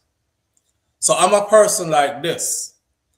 The Most High created humans and created earth. And man come create this whole heap of, you can't go past, you have to go back over there. So you can't come over, you have to go back over there. So I feel like everybody should be able to go where they want to go, honestly. So me not gonna draw no line, whether it be a Haitian or a European or whoever. I just feel like people should be able to go live where they want to go live, where it is peaceful for them to live. If me move go one place, and the majority of people there who are established there already give me an energy, say, we don't want you around here, I'm leaving. And it should be just that simple. Either me I go left or me I go just take it over. Or what you might have to do violently, but the easiest way to do is to just move on, leave and go to someplace else where you're welcome there and you can chill there for a while and, I don't know, plant some roots and bear some children and these kind of things. I'm of a different mindset when it comes to all of this stuff that we're going through. So I have to speak in a way sometimes that is politically correct because I am a citizen of Earth and I saw Earth run now with governments and their rules. But if I subtract myself from that to be just me outside of all these things, I don't have no rules or no feelings for who wants to go where. Okay, so what happening now with the rules now? The rules are in place for a reason because someone F up and somebody put a rule and draw a border. No, the rules are in place and you believe that, and that's cool. Me believe the rules are in place because people want to own. They want to colonize and own. And they want to own the resources that come with these places. That's how me believe. It's just like how England colonized Jamaica and own it.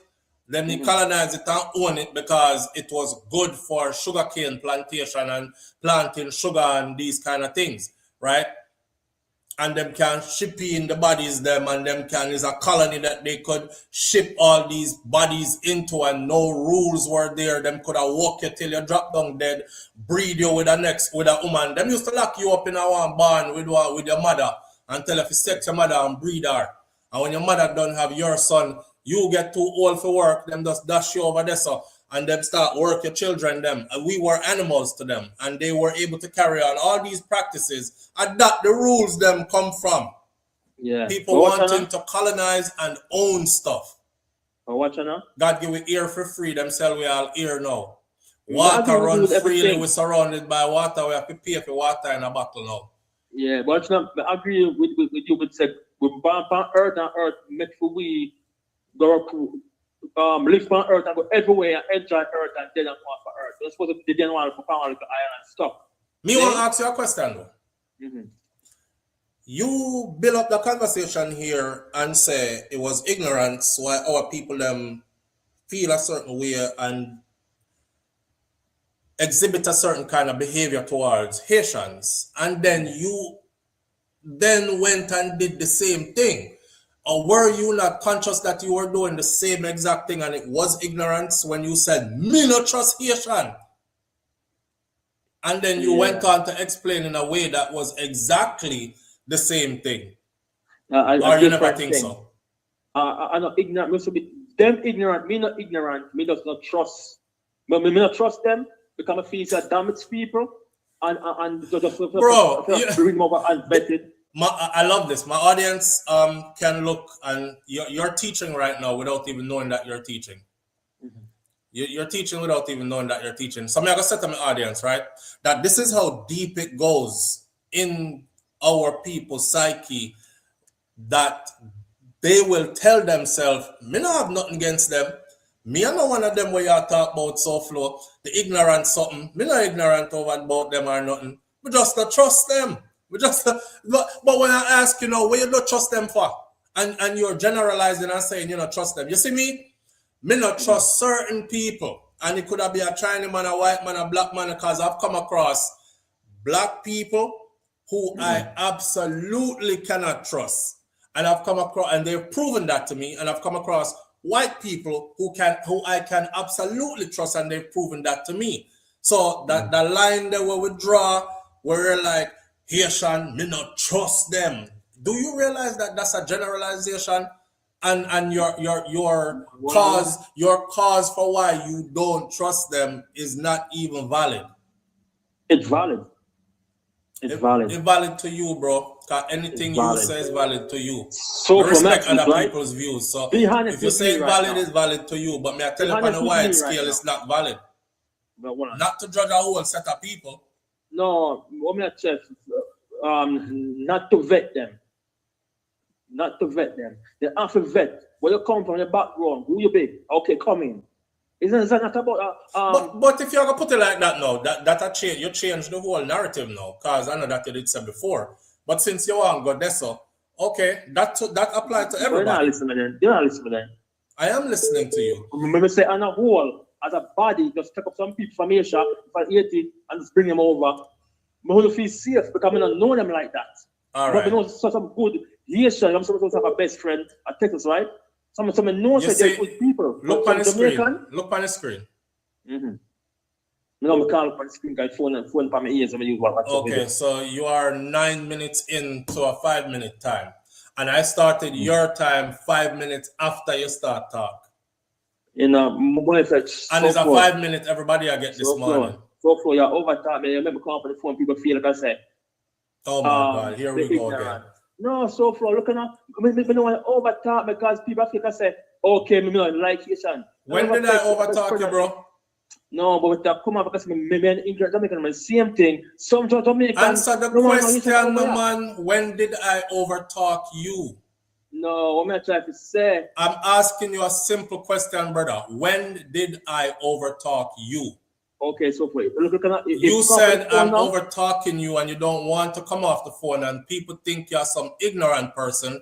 No, pause. Relax. When did I over talk you? SouFLo. If you come for the phone now, people can feel it's me. Don't worry about what people are feel. Don't worry about what people are feel. Call back. All right. Make somebody else call in. All right. And you see, brother, and I'm feelings too much. If you come off of the phone and people are going to feel like, say, figure how people feel. Nobody knows you here.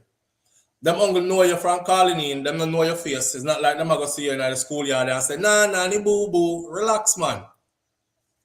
Relax. It's a conversation. And if we're having a conversation, right, a discourse, I should be able to say, hold on, pause right there, sir, and ask you a question to clarify what is being said before you go off into a whole paragraph and me have to go back 4 sentences, and you know, remember what you did say 4 sentences ago, right? I saw people have clear conversation.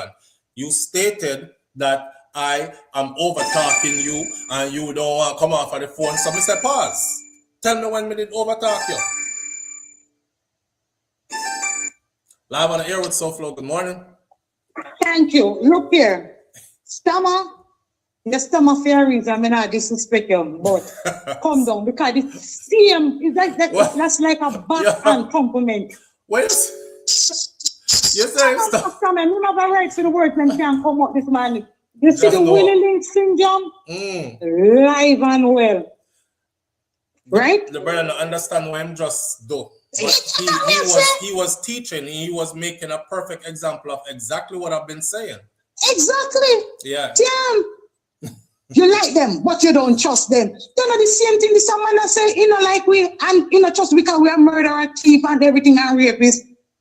All right. So you're not better than the other person. No, look what the lady used to justify why Haitian needs to stay in Jamaica. Oh, if all them rest of the deportees did come, that means that the Haitian them can come. So that's the only way they get the free pass now, you know. You understand? You remember what the lady saying at the news when them a demonstrate about the 10,000 deportees. Oh, the Haitian them can come then now. Make them come. So that's the only way we are giving them a pass, and that's bad.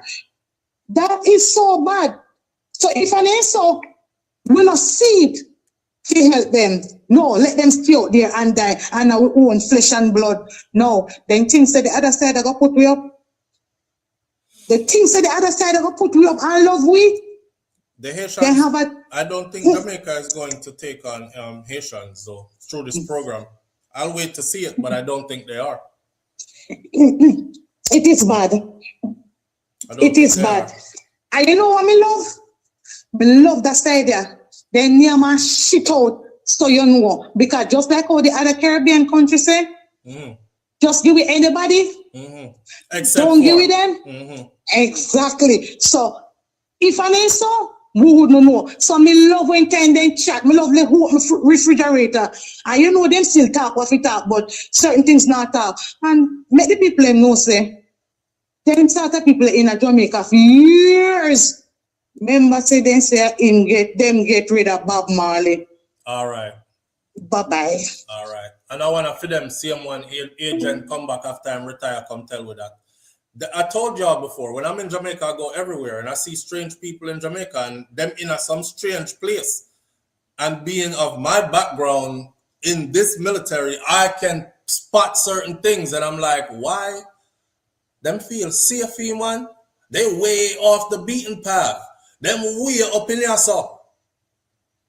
They don't need to come through a program like this and pretend that they're third party and being deported and all that. They have many other ways that they could disguise themselves as incoming. A regular, simple tourist who loves going off the beaten path, who loves camping, who loves going into the hills, who enjoys nature. Live on the air with SouFLo. Good morning. Morning, Flo, brother. What go on? Greetings to each and everyone. Manners and respect. So we are one big family living in this country. Supposed to be. We have to keep the light. To break it up. Love and respect. Manners. Manners, fam. Have a great weekend. You too, my brother. Each and everyone, we need to treat each and everyone as such. Yeah. And we need to treat each other with love, manners, and respect. Treat them like how you that treat your mother, your sister, your brother, your close loved one. That's it. It's simple, and we make it complicated. Manners and respect. We are one big family. Living in this country, living in our world. Blessings. Blessings. Good little advice. Too bad that don't work for governments, because that's who controls most of that narrative right there. You know, if it is up to the people per se, you change the minds of the people, they still couldn't, it still wouldn't change the narrative of what's happening. Who is in control of what? and TPS get taken away from the people them, and now they're going to be displaced, and now they're going to be running from ICE and be caught and deported, etc., etc. We don't control any of that. Live on the air with SouFLo. Good morning. Hi, good morning. I kind of tuned in late, so I have a quick question. Yes. What happened to Haiti why them can't stay in their own country? What happened to Jamaica why Jamaicans can't stay in their own country? Do you know that there are more Jamaicans outside of Jamaica than there are inside Jamaica? Yes. Yes, Everybody have their own struggle. Jamaica is not so what happened to far Jamaica better why than we Haiti. can't stay in our own country? Yeah? What happened to Jamaica why Jamaicans can't stay in their own country? We want better opportunity elsewhere. We're tired of Jamaica. The Haitian them are the same thing. Just that simple. So we are telling me say a portion of Haitians just want to go to Jamaica and start life? Them not just want to go to Jamaica, they go to other places as well. Anybody in here who lives in Canada, who lives in the US, who lives in UK, who lives wherever else, they will tell you that there are Haitians there as well. Them scatter all about, just like how Jamaicans scatter all about in other people's country too. So what's the problem? What's the problem with what? Like, you know, the government letting them in, people say no. Is you calling asking, you want to know why the Haitian them can't stay in their own country, you know? I'm going to draw a parallel real quick, because I want you to realize that the same thing, whatever the answer is to when I ask you why Jamaicans can't stay in their country, the answer that applies to the Haitian them. Them can't stay in their country, the same reason why Jamaicans can't stay in Jamaica. Okay, so my thing is just like everything else, just have restriction on it and do it the right way. Where immigration is concerned, have people identity, criminal record being developed and stuff like that. And I'm tired of Jamaica, they would go elsewhere. Okay, so you're talking about the laws that are established and under international laws, Geneva Convention, the Haitians that escape into Jamaica, they should be vetted through the court system. They should be allowed to put an asylum case before the courts in Jamaica. Instead, they arrive Monday and they're back in Haiti by Tuesday. So if anything, they are trying to go by the laws, but they are being railroaded and denied their rights. However, here comes people who the United States of America is putting in Jamaica, and Jamaican government can't do nothing about it. They have to go along with the deal and act like they have a choice when they don't. And they are there to tell us that these people have rights and them can file asylum and stay if them feel like it. Yeah. Bias there, bias. It's All good right, for sir. someone, not good for all. All right, sir. And to the last caller, man, there's good and bad in everybody, man. So you can't just say not trust this, you not trust that. People think the same about Jamaicans as well. So I used to have that same mindset. And I'm like, no, it's not the country or the nationality. It's like individual that's messed up, you know? So where you have to change up when things. Well, New York, me there. You New York, Georgia, I'm there right now. Yeah, New York, I'm a place, but Georgia, I'm a place right now. Where you did born? Jamaica, man, St. Catherine. Where you grew up?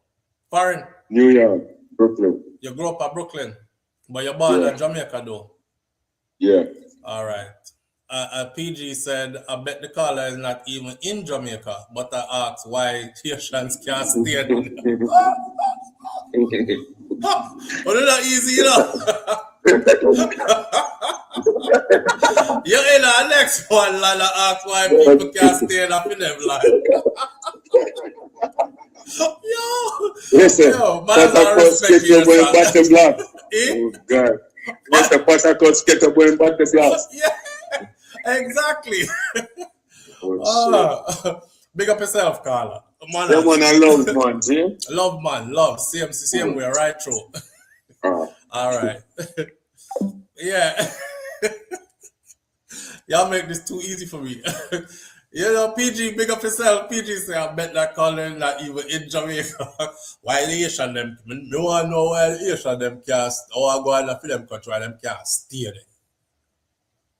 Same reason Jamaicans can't stay in a Jamaica, friend. You know, sister, you know, that's something that y'all probably don't look at. There are more Jamaicans outside of Jamaica than they are inside of Jamaica. I think we are uniquely positioned this way because we are the only set of people who are like that, where more of our citizens are outside of our country than there are Jamaicans in Jamaica. And I never think about that before. We over here, I talk about other people. I try going to some other land and who are go back in a Jamaica when you in a somebody else land too. Patakos Kekel. I say in Batty Black.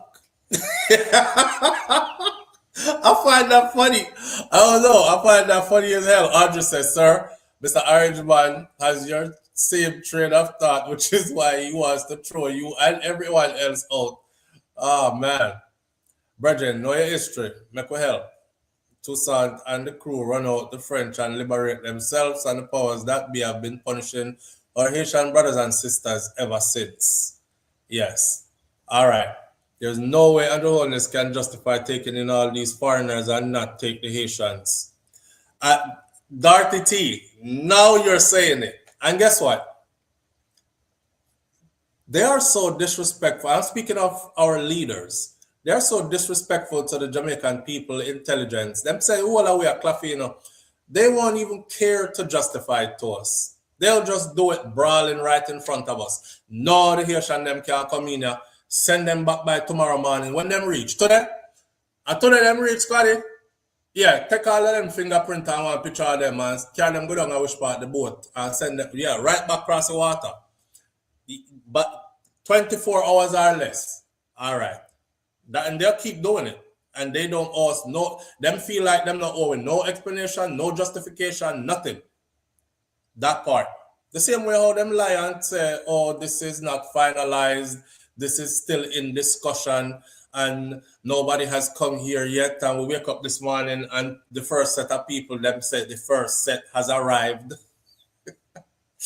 It had to have been finalized sometime. Don't tell me it get finalized that quick and people reach already. But hey, whatever. Whatever. Yeah, live on the air with SouFLo. Good morning. Yeah, what's up, SouFLo? It's Larry. Hey, Larry, what's going on, brother? Chilling. Just listening. Talk to us, son. I was listening, and we gotta remember, Haitians and Jamaicans are real similar, but in different ways. All right, I'm a Haitian American. Family came from Haiti in America in like the late 50s, early 60s. Right now, I was in Jamaica a while back, probably like a year or so ago. You're Haitian American married to a Jamaican, right? If I remember correctly. Okay, yeah. All right, carry on. So, I was way up in the hills in St. Catherine, Guys Hill to be exact. Same. Right? So that's where I usually go when I stay. Now, I was speaking to some people, and we was talking about the different customs. And he was telling me about, like, during a compound, I'm sorry, not during a compound, but at a compound, they had this celebration where they had these ghosts and all sorts of stuff come out. And I was like, yo, that sounds like some voodoo stuff. And it was like, no. I was like, no. I was like, yo, that sounds seriously like some voodoo stuff. You saying ghosts coming out, all sorts of stuff for a celebration, this and that. You saw a revival. That's what it's called? You saw a revival session that Pocomania revival. Yeah, that's what they was talking about. Yeah. So when they was telling me about that, and we started explaining it to each other, they was like, oh, yeah, true. Yeah, it definitely sounds like that. And when we really think about it, Haiti and Jamaica is like really close. The only island that's closer to Jamaica is Cuba. Right. And personally, I understand like what Jamaicans feel because like the the stigma of Haiti's basically been blackballed in the world. Right. Similar to like other countries in Africa. But the thing is that blackball was more of a white created thing. You know what I mean? Right. And at the end of the day, when I link up with Jamaicans, even though they may be like, he's the one Haitian, he's cool, like your man's that called earlier. You know what I'm saying? Because that sounds like a white supremacist thing. You know when white supremacists talking, yo, I got this one black guy, he's cool, but Daniel Penny, he's not guilty. I'm not racist. I got a black friend. Exactly. I got a black coworker. But you can hear he was conflicting with himself because he was like, yeah, but no. And I understand where he's coming from. His conscience wants to say right, but his inner feelings that he's been fed since he was young is conflicting with what he want to say. Right. You know what I mean? So I understand where he was coming from, where he was having like a little mental glitch earlier. Right. But at the end of the day, you know, Haiti is a weird country. But if you go there, you know, I suggest not right now. Not right now, though, because you get caught up. But get a chance to look at Haiti. It's a nice country, nice properties. It's not what people say it is. It's not at all. It's not. There's a Haitian. I actually shared his link on one of these morning shows, and I'll go back and look for him because I can't remember his name off the top of my head right now. But there's a Haitian vlogger who lives in Haiti, and every time I see his vlogs, right, I kept for a while I kept thinking, damn, this place is beautiful as hell. And where's all the stuff that they keep talking about? So I reached out to him on social media I went into his DMs on Instagram, and so, and he answered right back, and we had a conversation, a long conversation, talking about Haiti and what Haiti is. He was educating me because he was like, no, Haiti is big, bro. He said Haiti is big, and he said the people, because I'm seeing tourists walk past him and everything. I'm like, what the hell? Plane loads of tourists going to Haiti. In America, they just told us that the airport is closed. And he said, yeah, the airport is closed in Port-au-Prince. Yeah, and he said, all the stuff that you're hearing in the U.S. is happening in one place, and that's in Port-au-Prince. That's the main part, like their city, I guess, right? And he was like, over here where I'm at, nothing happens. It's loving, it's peaceful. You could watch all his vlogs and you could see it too. It is completely the opposite of the narrative that's pushed. I'm talking about the place is clean, the food is prepared, just like how us Jamaicans live. You know what I mean? Beautiful beaches, water you could see right through to the bottom of the water, all kinds of stuff like that. So I was watching his vlogs for a while and I'm thinking, this ain't the narrative that's been pushed on this side. I had to reach out to him. So yeah, you are absolutely right, man. There's a lot of miseducation going on and misunderstanding and a lot of choosing to be ignorant also, though. That's the part that I don't want everybody to get away from, because it's a lot of choosing to be ignorant that's involved in it. Honestly, Larry, people will educate themselves about stuff that they are interested in.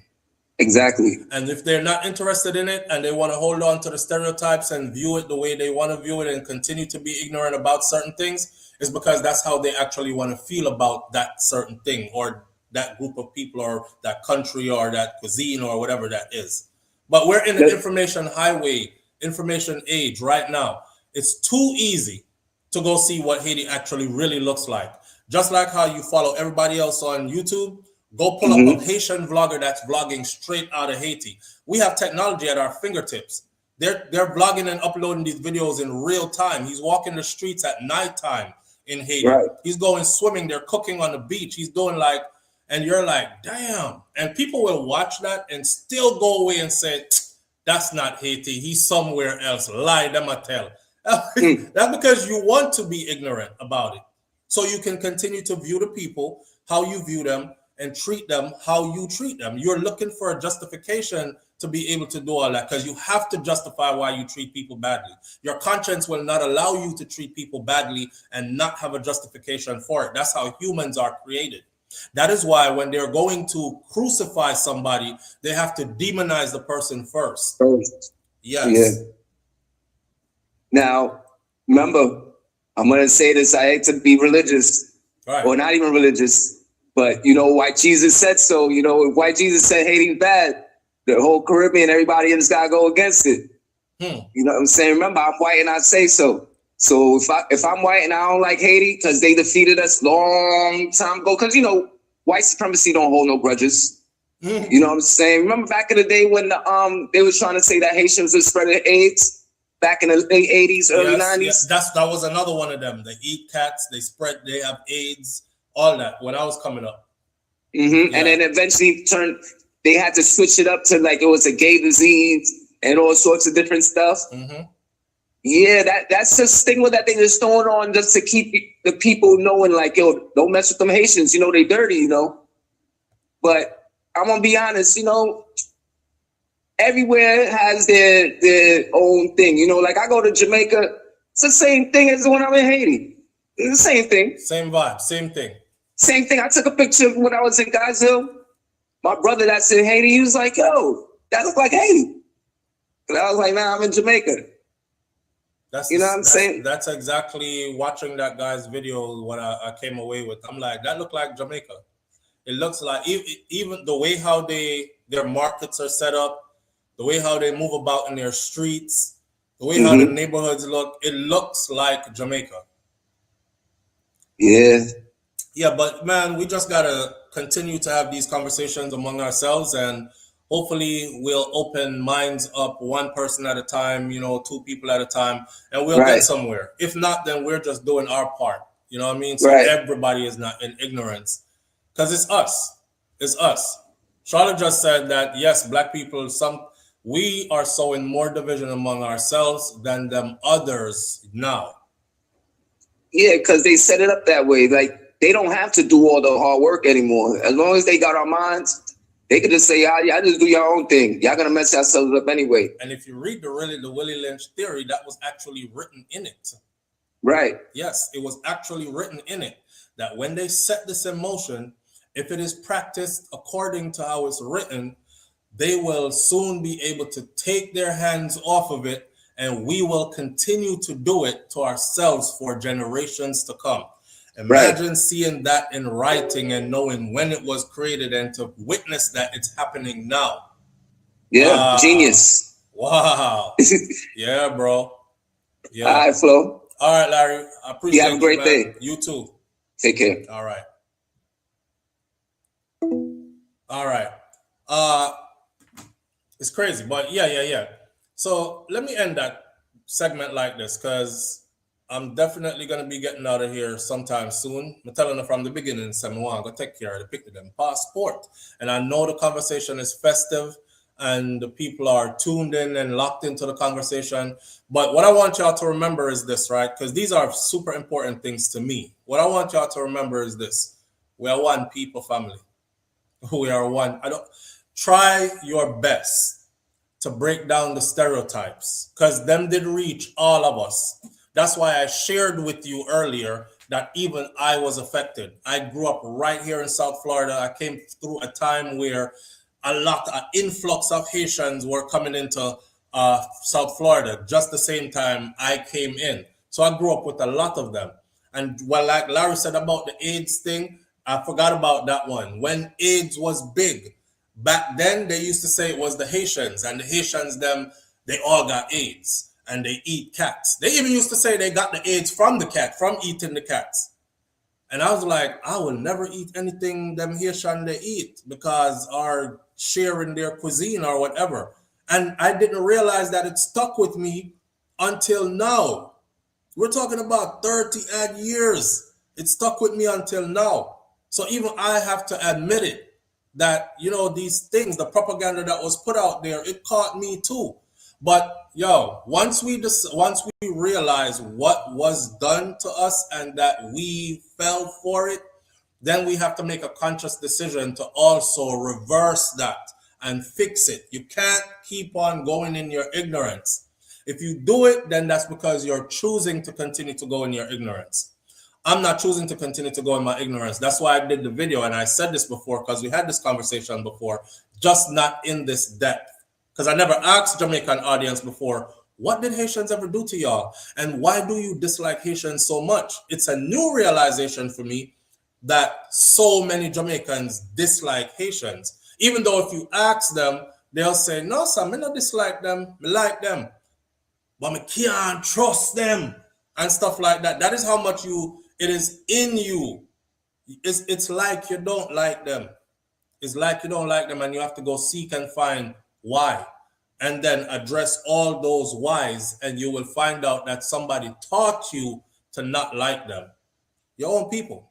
Somebody taught you to not like them, and you're living it right now. See? So like I said before, one of the ways for us to get to know each other is through our cuisine. Everybody in here love them belly. So it's through our cuisine. Whatever nation out there that you don't understand or whatever, find them this weekend and get a plate of their food and start there. Live on the air with SouFLo. Good morning. Good morning, sir. How are you doing? I'm good, my brother. How you doing? I'm just a big up here. The weekend is here, and just want to make you know, say, big up yourself. Manners and respect, my brother.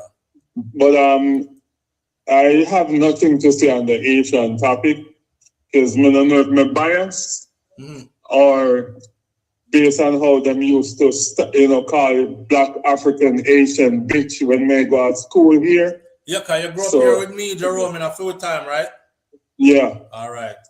And the first time I ever get suspended from school is because a girl has styled me and they call me Black African Asian bitch. And I have to just do what I have to do, you know?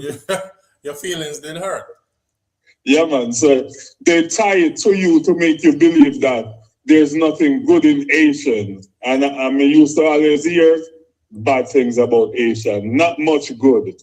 Right. And that's what I was explaining earlier, that we used to try to separate ourselves from them so much. You know what it was? We were ourselves going through a struggle and trying to survive. And I never sat down to think about it until now. And now that I'm thinking about it, I was like, wow, we did great work to separate ourselves from the Haitians. And I know why. I never want nobody say you have AIDS. I never want nobody say you damn cat. I never want anybody say, you know what I'm saying? You're dirty, nasty. I take you back on your banana boat, whatever. I didn't know no Jamaican that came here on a boat. All of we come here upon airplane, right? And I knew a lot of Haitians who came here on a boat. If you were in Florida back in them time, the Haitians and Cubans, they would wash up on the shores. You'd be at the beach chilling, and 20 of them wash up and them just run out into the crowd like that, right? Yes, so we never wanted to be, but I didn't realize that in our need to survive, we separated ourselves from them, and we held on to the stereotypes that were taught about them by the people them who didn't like us or them. We were so brainwashed that I've met someone, and she said she's an Asian. And from she said she an Asian, may look for the big broad nose, or bump, or neck. It's like I'm start looking for negative things. And I realize how bad our mind is just so corrupt against each other's, You're just looking for faults. Them work up here, it just goes on. So it just tells me that we have to stay to understand, right, and not keep on believe what we were taught. Right. Because since lately I go consume Asian food. Me used to just feel that them work voodoo and them food not taste nice, and the aisle is like you were just taught to find all negative and no positive. Yep. Yeah. But we have to rise up out of that though, Now that we can't keep using it as an excuse. No, that's what I like whenever you go on these topics. You always emphasize, say, yo, we're one, and you always pick up for them. I like that, because myself was taught all negative. Yeah. Me too. I came up on the same environment as you. I was taught the same negative too, but I'm saying once I realized what was happening, I started making conscious effort to make change. And that's where it's necessary. I feel like it's necessary for me to bring some others along with me too. make a conscious effort to make a change. So when you were going to school, would you have dated an Haitian? Man, listen, I was just about to say that when did that say what you said. So my sister was always with them. And me used to always try to separate from them as much as I can, right? So my sister had a friend, Rachel, her name was. And Rachel was a red girl with me no worship curly hair or straight hair or whatever, but she looked biracial. She looked like somebody who would have a black dad and a white mom, right? And in my mind, because I never used to talk to my sister friend them like that. So in my mind, I thought, man, maybe she's Hispanic or maybe she was whatever. So I used to like her from a distance. One day she came over to the house, right? And her Haitian accent was so thick. I was shocked. And then she used to hang out with the next one named Katia and Valoon. My sister friends were Rachel, Katia, and Valoon. Remember them three girls there? The three of them are Haitian. And she's the only Jamaican in the group. True to life story. So the red one that I thought was some Hispanic girl or something like that. Me I said, well, my sister have one Spanish friend. I went time them start chat Creole to each other. I was like, oh, she Haitian. Then I told myself, she must be the only person in Haiti who look like that.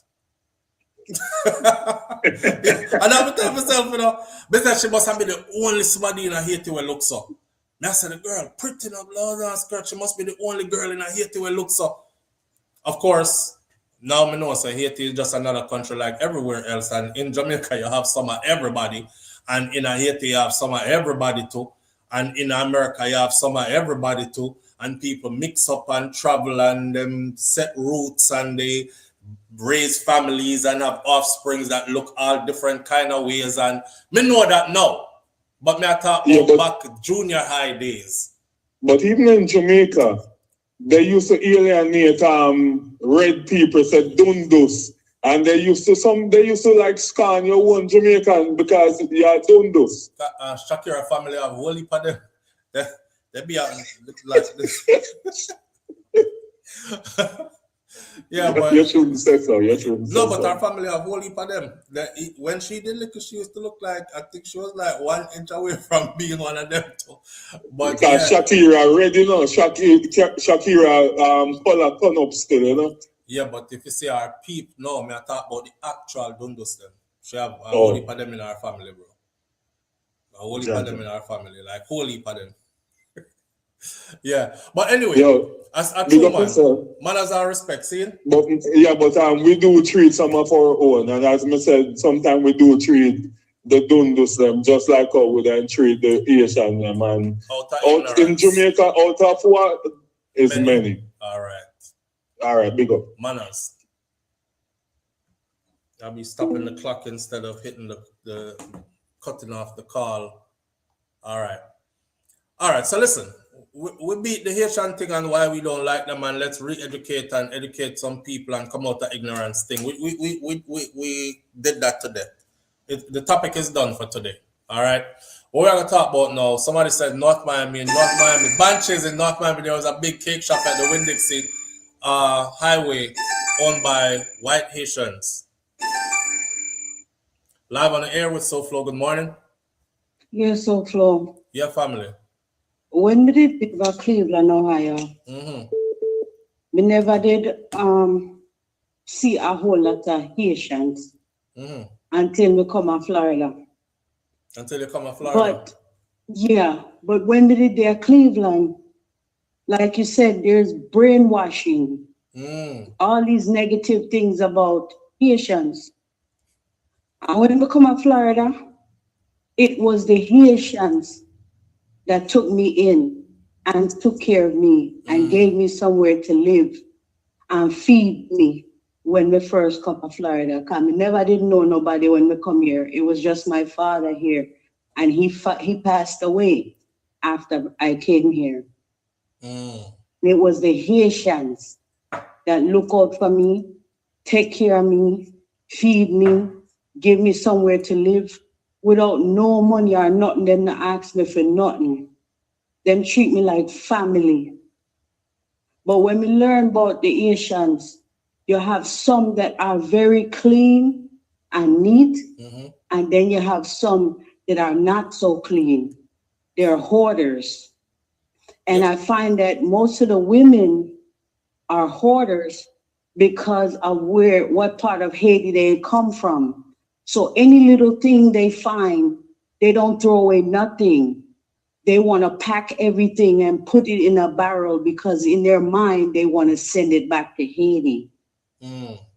So if you go to their home, you will find a lot of clutter. You will find a lot of stuff that they have packed up in their home. And they look like they're not clean. But in actuality, in their mind, they're coming from a poverty-stricken place. So they don't throw away anything. They always find use for things. Use for everything. Right. So if you learn them and understand them, that will take away that negative stigma, that negative brainwashing. Yeah. The only thing with them, they don't like Aki. They don't like Aki. They have something about Aki. Yeah, they said it's because it's a spiritual thing for them with the Aki. Right. But I think it's because them afraid of it, because them see it kill people. So my father did live next door to a Haitian man, and he had a big Aki tree in his yard. Lulu, that one. I used to love Aki season because we could get as much Aki as we want. And after a while, him cut down the Aki tree because it get too big.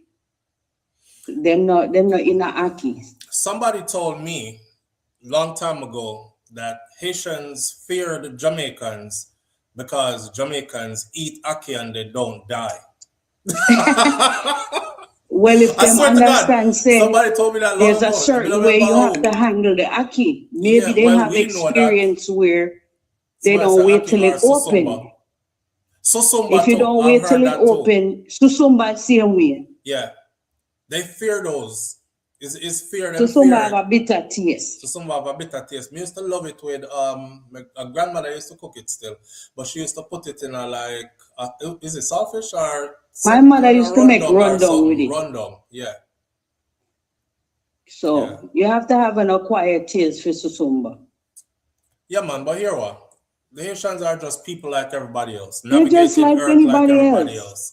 I know when it come to the different nations, when I like Haitian, I feel it's because of the fact that Haitians fought and never allowed themselves to be controlled. Yeah, we go over that already. Marie, you never dealt with it the whole time because I ended up. Yes, may I listen, but may I agree with you? Okay. Yeah, that is a part of it. That's why they are being punished still. Exactly. Yeah. By the other nations. Look how much time all the US pack up and go way over Middle East about them and liberate people. So me I said to myself more time, why them not go next door? Here to the right, that's all.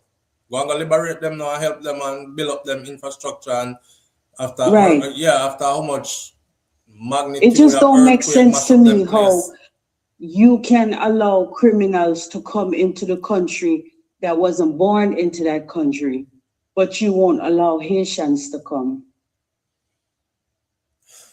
That's yeah. All right, now go back in that chat. All right, big up yourself. Later. All right, listen. We're gonna switch topics now, right? Because it is now 11:21. I just told my party to meet me at a certain location at a certain time. So we have to go work with the time now and finish up these topics, or as many of them as I can. Let's talk about Venezuela because I don't want to have to change my icon. Venezuela, please be on topic. Please be on topic. Please be on topic. Please be on topic. Live on the air with SouFLo. Good morning. Already. You want to give me 30 seconds? Yeah, but fix up your phone. You're breaking up. Sorry, I'm sorry. Sorry. You ready? Yeah, is it better? No.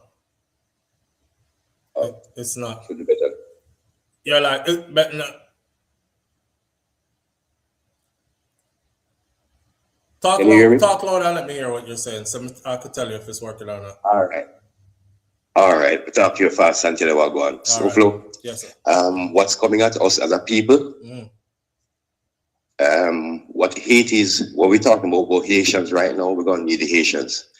And if we don't do that now, later we're going to regret it. Because if Jamaica should find themselves in some crisis, it might be the other way around. I'm saying that to say this. In South Africa right now, as you see the situation, the frontline states used to help them and then turn them back on them. And what's coming at South Africa, based on their behavior, they're going to them suffer. So we are in an era right now with the gentrification, if I may use that word on your platform. We have to be very careful. We're going to need each other more than ever. All right, you take care of yourself, my brother. I promise it'll only take a few seconds. All right, I appreciate that. Bless up. All right. All right. Oh, said please, mister, please. Oh, said that. Oh, Michelle Darling said, please, mister, please. All right, listen, let's jump right into this next topic, yeah? Breezing by this one first. So, remember yesterday we did an update to the Leoda Bradshaw story. Leoda Bradshaw is the woman who is a part of the U.S. military who traveled down to Jamaica and orchestrated the murder of a woman and her child, because the woman is supposed to be her matey and Leoda is supposed to be the common law wife of a prominent politician, Mr. Philip Paulwell, right? Sitting member of parliament. All right. The update to that story is that the actual gunman, the one who actually pulled the trigger, remember I explained to y'all because they told us how the murder went, and the baby and the mother were executed with one gunshot to the head.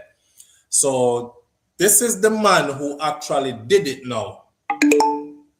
The man who is involved in the killing of Paulwell's daughter and her mother, he is to learn his fate next month. A man who admitted that his role in the abduction and murder of politician Philip Paulwell's 10-month-old daughter, Soraya Paulwell, and her mother, Tashina Patterson, he is expected to learn his fate next month. His name is David Smith, and he is scheduled to be sentenced on July 24th after pleading guilty to charges stemming from the September 2023 killing. So he'll be in court to be sentenced July 24th. The sentencing date was set this Monday that went by, when the matter came up for a plea and case management hearing in the Home Circuit Court. Smith, who pleaded guilty on June 10th, he faces 2 counts of capital murder, conspiracy to murder, kidnapping, and conspiracy to kidnap. He is among several people that are charged in connection with the death of baby Soraya and her 27-year-old mother. Also before the courts is Leoda Bradshaw, herself the alleged mastermind in this case. Bradshaw, United States Navy petty officer, was reportedly involved in a relationship with Philip Paulwell and is the mother of one of his children. Bradshaw is also facing her charges. We're not going to go through Bradshaw stuff because we went through that extensively yesterday. This is just a heads up to let you know that the guy who actually pulled the trigger is going to be sentenced next month on the 24th. And then Balfour, who is her cousin, he is charged with 2 counts of accessory before the fact to murder and kidnapping as well, while the other person, whose name is Black faces murder, kidnapping, conspiracy to murder, conspiracy to kidnap, and several firearms-related charges. Prosecutor says that Soraya and her mom, you already know the rest of that story, how they were executed after they were kidnapped because Leoda was vexed that our man fathered a child by another woman, and she thought she was losing her prominent politician man. So she was willing to kill to maintain her proximity to the upper echelon. And it never worked because, down in the gutters, she's in prison. I'll be staying close to his sentencing. One thing I'm going to say, and the only thing I'm going to say, is do right, judge. The judge that's going to hand that sentence down to him, do the right thing. Think about the way that that little girl left. Think about the testimony that those who were involved gave. The heartbreaking part of the testimony where they said the baby was even playing with him and was touching up the gun and everything because the poor baby never understand. Say, this nastiness was about to put a bullet in her little head. She see gun and I touch up gun and she and I play with him and everything and he's playing with her too. I want the judge to think about that when the judge hand down this sentence. So I'll stay close to this story, and when the sentence is handed down, I will let y'all know how much the actual trigger man get, which will tell us along the lines of what Leoda will be getting also. Now, there's another conversation here that I wanted to have, but I'm not going to have it. We're going to save it for a different video because I'm trying to get out of here. But let's talk about the earthquake that just mashed up over Venezuela. People don't remember, I know. Jamaica just got hit with a category 5. All the years of Jamaica existing, never get a category 5 touchdown on our shores. Walk with what I say and read between these lines. A certain individual was in the vicinity of when certain things happened. And while they were out there conducting certain, some people would have called it experiment, some would have called it exercise, then quite a few different places have experienced catastrophic events. Might have go over some people's head, some people might have got that. Moving right along. Now, the US now pledges $150 million in aid right away, and they have sent warships to Venezuela in response to this earthquake. The earthquake kind of not natural. Well, I should say it's not normal, because this morning I was seeing videos of people sharing how they barely got out, and they barely got out for real. Some high-rise buildings were crumbling with people in it. Elevator stopped work. People are flying down the step, them diving and rolling because they can see the building falling apart, and barely got out at the first floor when the whole thing collapsed. And they said that a lot of people are missing and a lot of people are dead. Washington, United States of America, said on Thursday that it is deploying 2 warships. It is deploying 2 warships. Let me read through this first, fam. They are deploying 2 warships. They're deploying transport planes, and they're deploying helicopters and mobilizing $150 million up front in aid to assist the earthquake hit Venezuela. Remember, so Venezuelans were on TPS 2, temporary protective status, the same status they just took away from the Haitians. Them not take away from the Venezuelans. They wanted to, and it was put on hold by a judge. So Venezuelans, them depana extended break until the courts decide if they want to take it away, just like the Haitians were. Now, the aid push follows back to back, 7.2. They got hit with a 7.2 earthquake on the Richter scale, and then right behind that, they got hit with a 7.5 again. Those earthquakes struck near Venezuela's Caribbean coastline, where them people that did out there, so in a them same area, they conducting their exercises and experiments. I'm just saying. It collapsed buildings. It damaged the country's main airport and prompted warning of heavy casualties. At least 188 people were dead by the time this was published. It is said that about 1,000 plus are missing, and they're trying to locate them. The aid push, now the U.S. Military Southern Command said in a statement that its forces would provide support. They would provide search and rescue teams and the U.S. interagency partners as they assess the damages, locate the injured individuals, and deliver critical and life-saving assistance to those who need it. Remember, say over there, them go take out their leader, Maduro, not too long ago, right? Right. Anyway, remember, say them have oil also. The forces to be deployed using the amphibious transport ship USS Fort Lauderdale and the littoral combat ship USS Billings, as well as C-17 Globemaster and a C-130 Hercules transport aircraft. Now, earlier, the State Department announced an aid package would include $50 million in new bilateral awards to aid groups already working in Venezuela, as well as another $100 million contribution to a UN humanitarian fund for that country. That funding will support organizations including World Vision, Samaritan's Purse, Catholic Relief Services, International Medical Corps. Those are the people who are on the ground there already helping to find people and treat people and comfort people and all these other things. The International Organization of Migration and the World Food Program. Big up to the World Food Program. The World Food Program was in Jamaica underground and fed.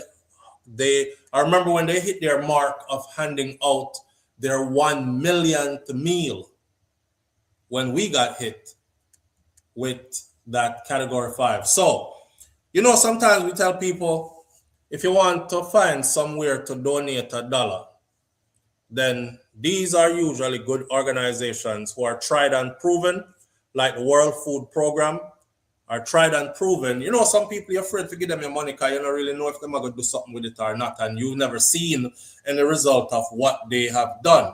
Well, as Jamaicans, the World Food Program demonstrated to us that they are very much necessary. See, so I know over there, at least people will be fed for sure. Washington is also deploying a disaster assistance response team and 2 urban search and rescue units from the Fairfax County, Virginia, Los Angeles County, and California as well. We have a whole of government response. This is big.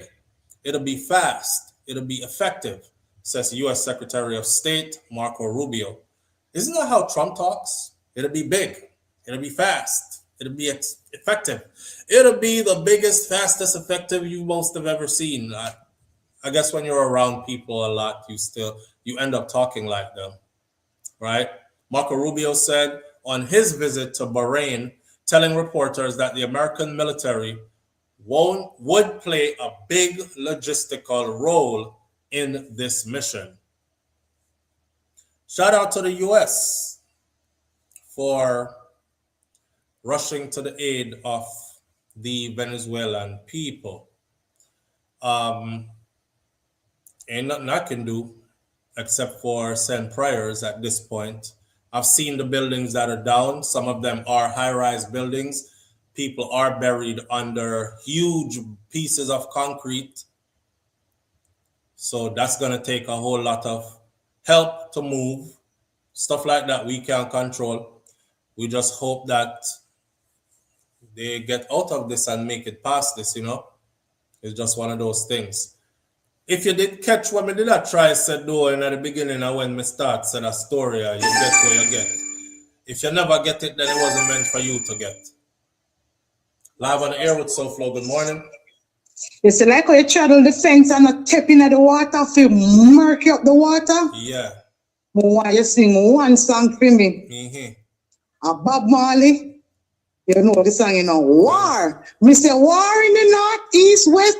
Sing the song and done. Bye-bye. All right. Bye. I'm glad say you catch that. Who else caught it? You was meant to catch it. Who didn't catch it? Then I know everything good for eat, good for talk. And some people are more vicious these days. And once you get a little platform around here, you have to be super careful because they can label you as anything and then do anything to you after them label you as anything. You see what I say? All right.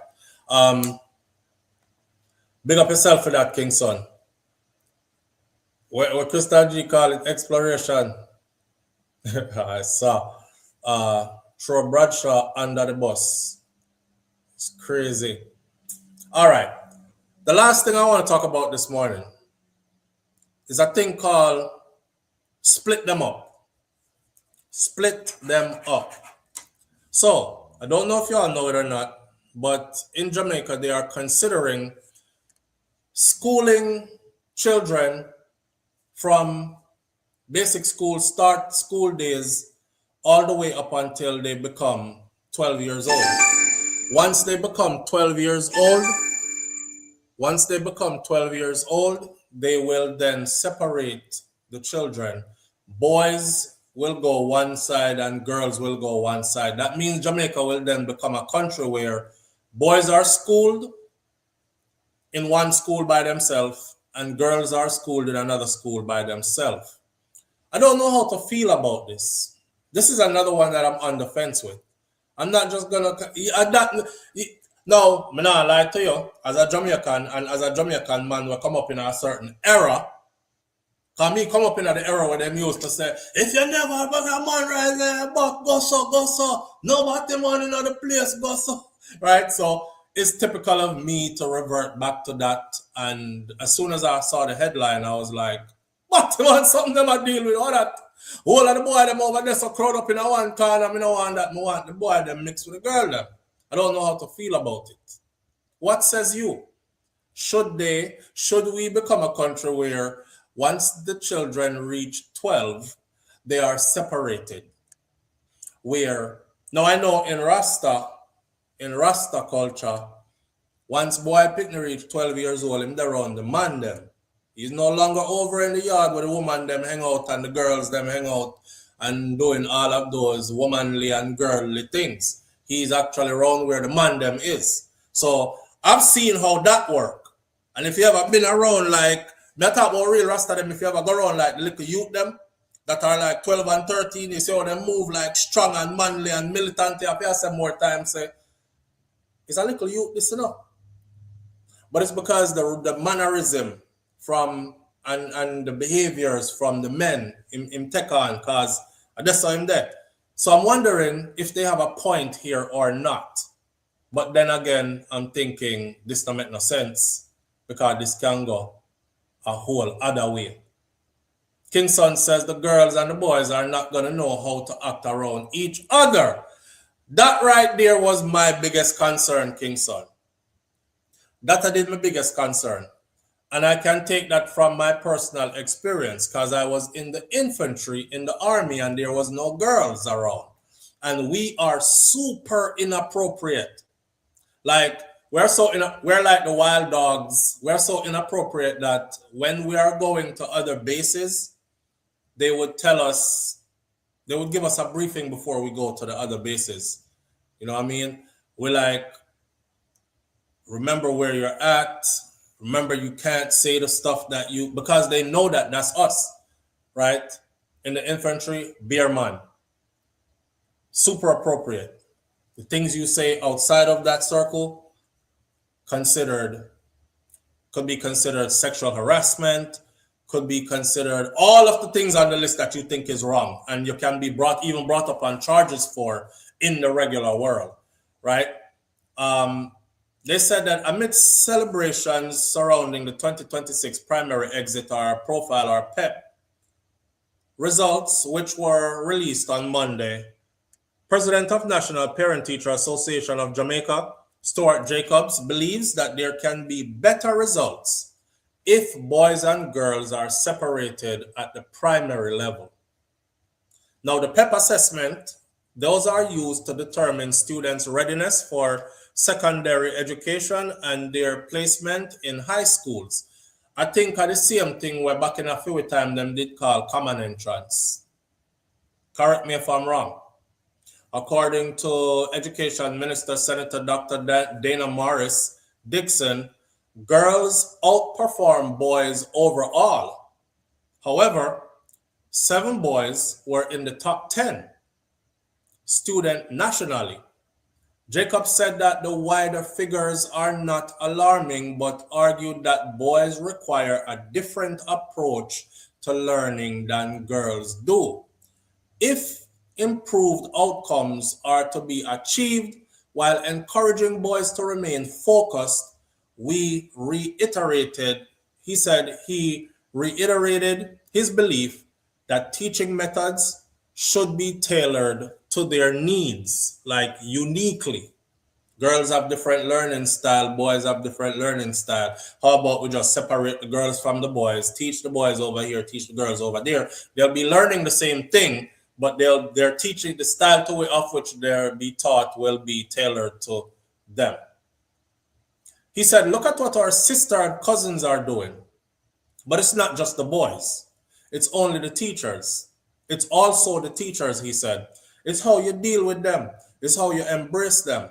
The hormones, they will be kicking in quicker. They will be kicking in quicker before there is a change in the voice and with the other influences that are around. So the method of how you teach boys must be regulated differently. There are two different species. Well, one species and two different ways of thinking, more appropriate to put it. However, Sharon Coburn Robinson, who is Principal Director, Bureau of Gender Affairs, said that separation at the primary level, it's not a fix for boys' academic underperformance. Research conducted across Jamaica and the wider Caribbean has consistently identified the root cause for male underachievement is socio-cultural, not structural. There's a body of neuroscience literature that documents differences in brain development between boys and girls, particularly in the mutation of the prefrontal cortex, the region governing executive function, decision-making, and self-regulation. Boys' prefrontal cortex tend to develop later than girls, which this may affect their capacity to self-regulate inside of classroom environments that are designed around extended periods of focus being required. Like, we've talked about this before. We've talked about how humans are not fully developed mentally. And I've said this many times to my audience before about the frontal lobe of the mind, of the brain. And that is where like your executive thinking comes in, higher decision making comes in, your impulse control comes in. In therapy world, we have a saying, majority of the people that you see that have spinal cord injuries, they are male and they are between the age of 16 and 27, I believe the gap is. 16 to 27, I would say 16 to 30, because although the brain is fully developed or not fully developed until you are about 25, 26, the prefrontal cortex or the frontal lobe of the brain that governs all these things, girls tend to hit that around that age. Boys turning into men, they tend to not reach there until they're into their 30s, which is a late development. So you will often find guys who are 25 years old, 26 years old, who still act like they're 16, in their behavior, in their decision-making skills. And in therapy world, we have, it's called watch this, or hold my drink, watch this. Paralyzed from the neck down, paralyzed from the waist down. Them non-things say, oh, this bridge is too high. I can boom flick off it and do one backflip and everybody are gonna say, yo, I'm coolie, whoa. So it's like, hold my drinks, brethren, watch this. And they go do it without thinking. And a girl that age will look at that same bridge and be like, it's not scared, she's scared. Her impulse control in the frontal lobe of her brain is fully developed. So she's able to look, she judge, distance. She's like, throw one rock over there, see how long the rock take to reach water. Hear the bloof when it drops. She has said, no, sir. Anybody jump off of that is going to hurt themselves badly. I'm not jumping. But a guy hasn't reached there yet until a later date. So him, over there he goes, and he's paralyzed. or he's hurt badly. So this applies all across the board. And this is not stuff that we made up. This is stuff that's been studied, documented for a long time now. And it is now in peer-reviewed professional books that this is how we operate. So with that said, but there's a part here where they said of all the boys who are top performers academically, majority of them, guess what? I bet you don't guess this. Majority of them come from all boys schools in Jamaica. Of all the boys who are top performers academically, majority of them come from all boys schools. So the conversation needs to be had. Once them reach 12, you know where I come next, right?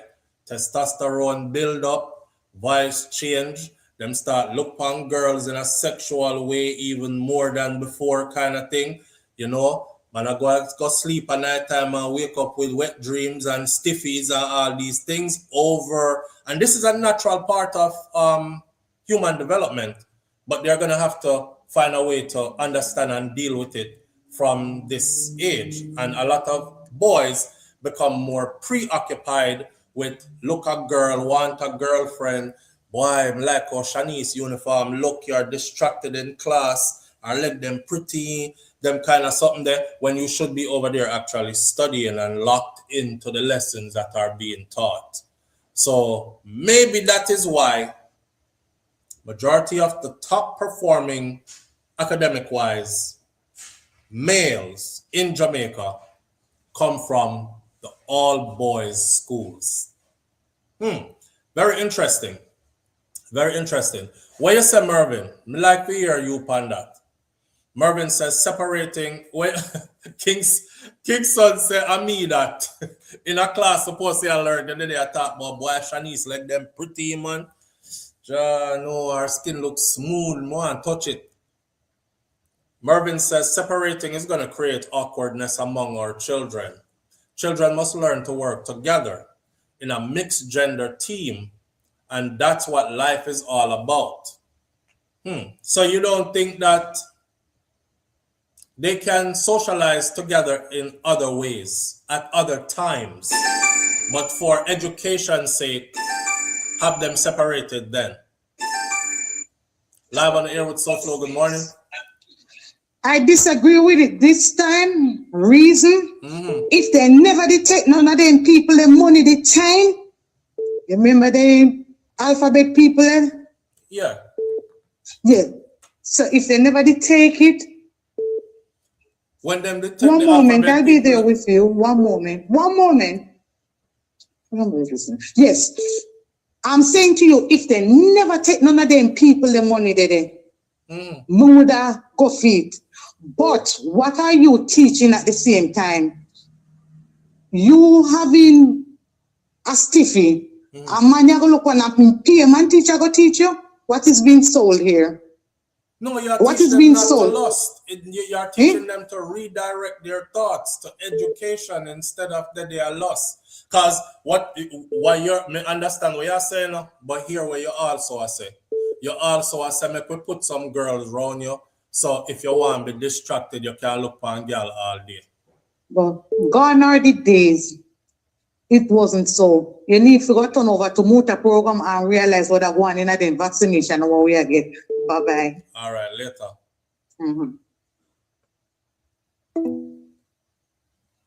Somebody else was calling in. Did I cut you off? You would have been my last call for the morning. You know what? May I have to cut this right or so? Baby, fill out the paper then for me? Okay. You send me questions? All right, may I come off of this now? Listen, manners and respect to each and every one of you tuning in. I appreciate you greatly. Our brother, who someone called Stammer, who he said he doesn't like it, so I don't call him it. I hope him not take nothing personal, because I know he's the type to take stuff personal. We're done with the phone call, them family. We're getting up out of here. I apologize. I have to go. I've extended myself past that time. All right. Manners and respect to every one of you. I'm going to go live this weekend. I will choose Saturday or Sunday. Don't know. Make sure your notification is on. Make sure you are notified. Make sure you are subscribed properly. I'm going to tell you one way how to subscribe again. So everybody don't come on here and talk about me never get no notification in a SouFLo. So we've realized that only 9% of our people are subscribed, 100% subscribed to the channel, right? In order for you to get full notification, you have to be fully subscribed. So go back, check your subscription by hitting the subscribe, and then when you hit the subscribe button, you're going to see a drop down. Your subscribe button is going to turn into a bell. YouTube changed it. Once it turns into the bell, there's a tiny arrow right next to the bell. Hit that tiny arrow, a drop down is going to appear. The drop down that appears is going to say, send me notification sometimes, send me notification never, or only notify me every now and then, or it's going to say the fourth option says, send me all notification. Hit the one that says, send me all notification. Believe me when I tell you, a lot of us, me do it to other channels that I'm subscribed to, and I hit subscribe and kept it moving, and I'm never notified, and I never go back to those channels, and I never get notification when they go live or anything like that. So since it's been brought to my attention, now bring it to your attention. So when we go live over the weekend, you don't miss it. Go and make sure that you are properly subscribed. My granny, Miss Ruby, said, be good. If you can't be good, be careful, but it's best to be good. My grandfather, Mas Clevey, said, I will see you tomorrow if God spare life. Want to walk good? And please don't take anything from here so personal. Nobody came here with any intentions to harm you. And if anybody is harmed from what was said here, I apologize. That was never our intention. Conversations do get spirited sometimes. All right? Walk good and be good.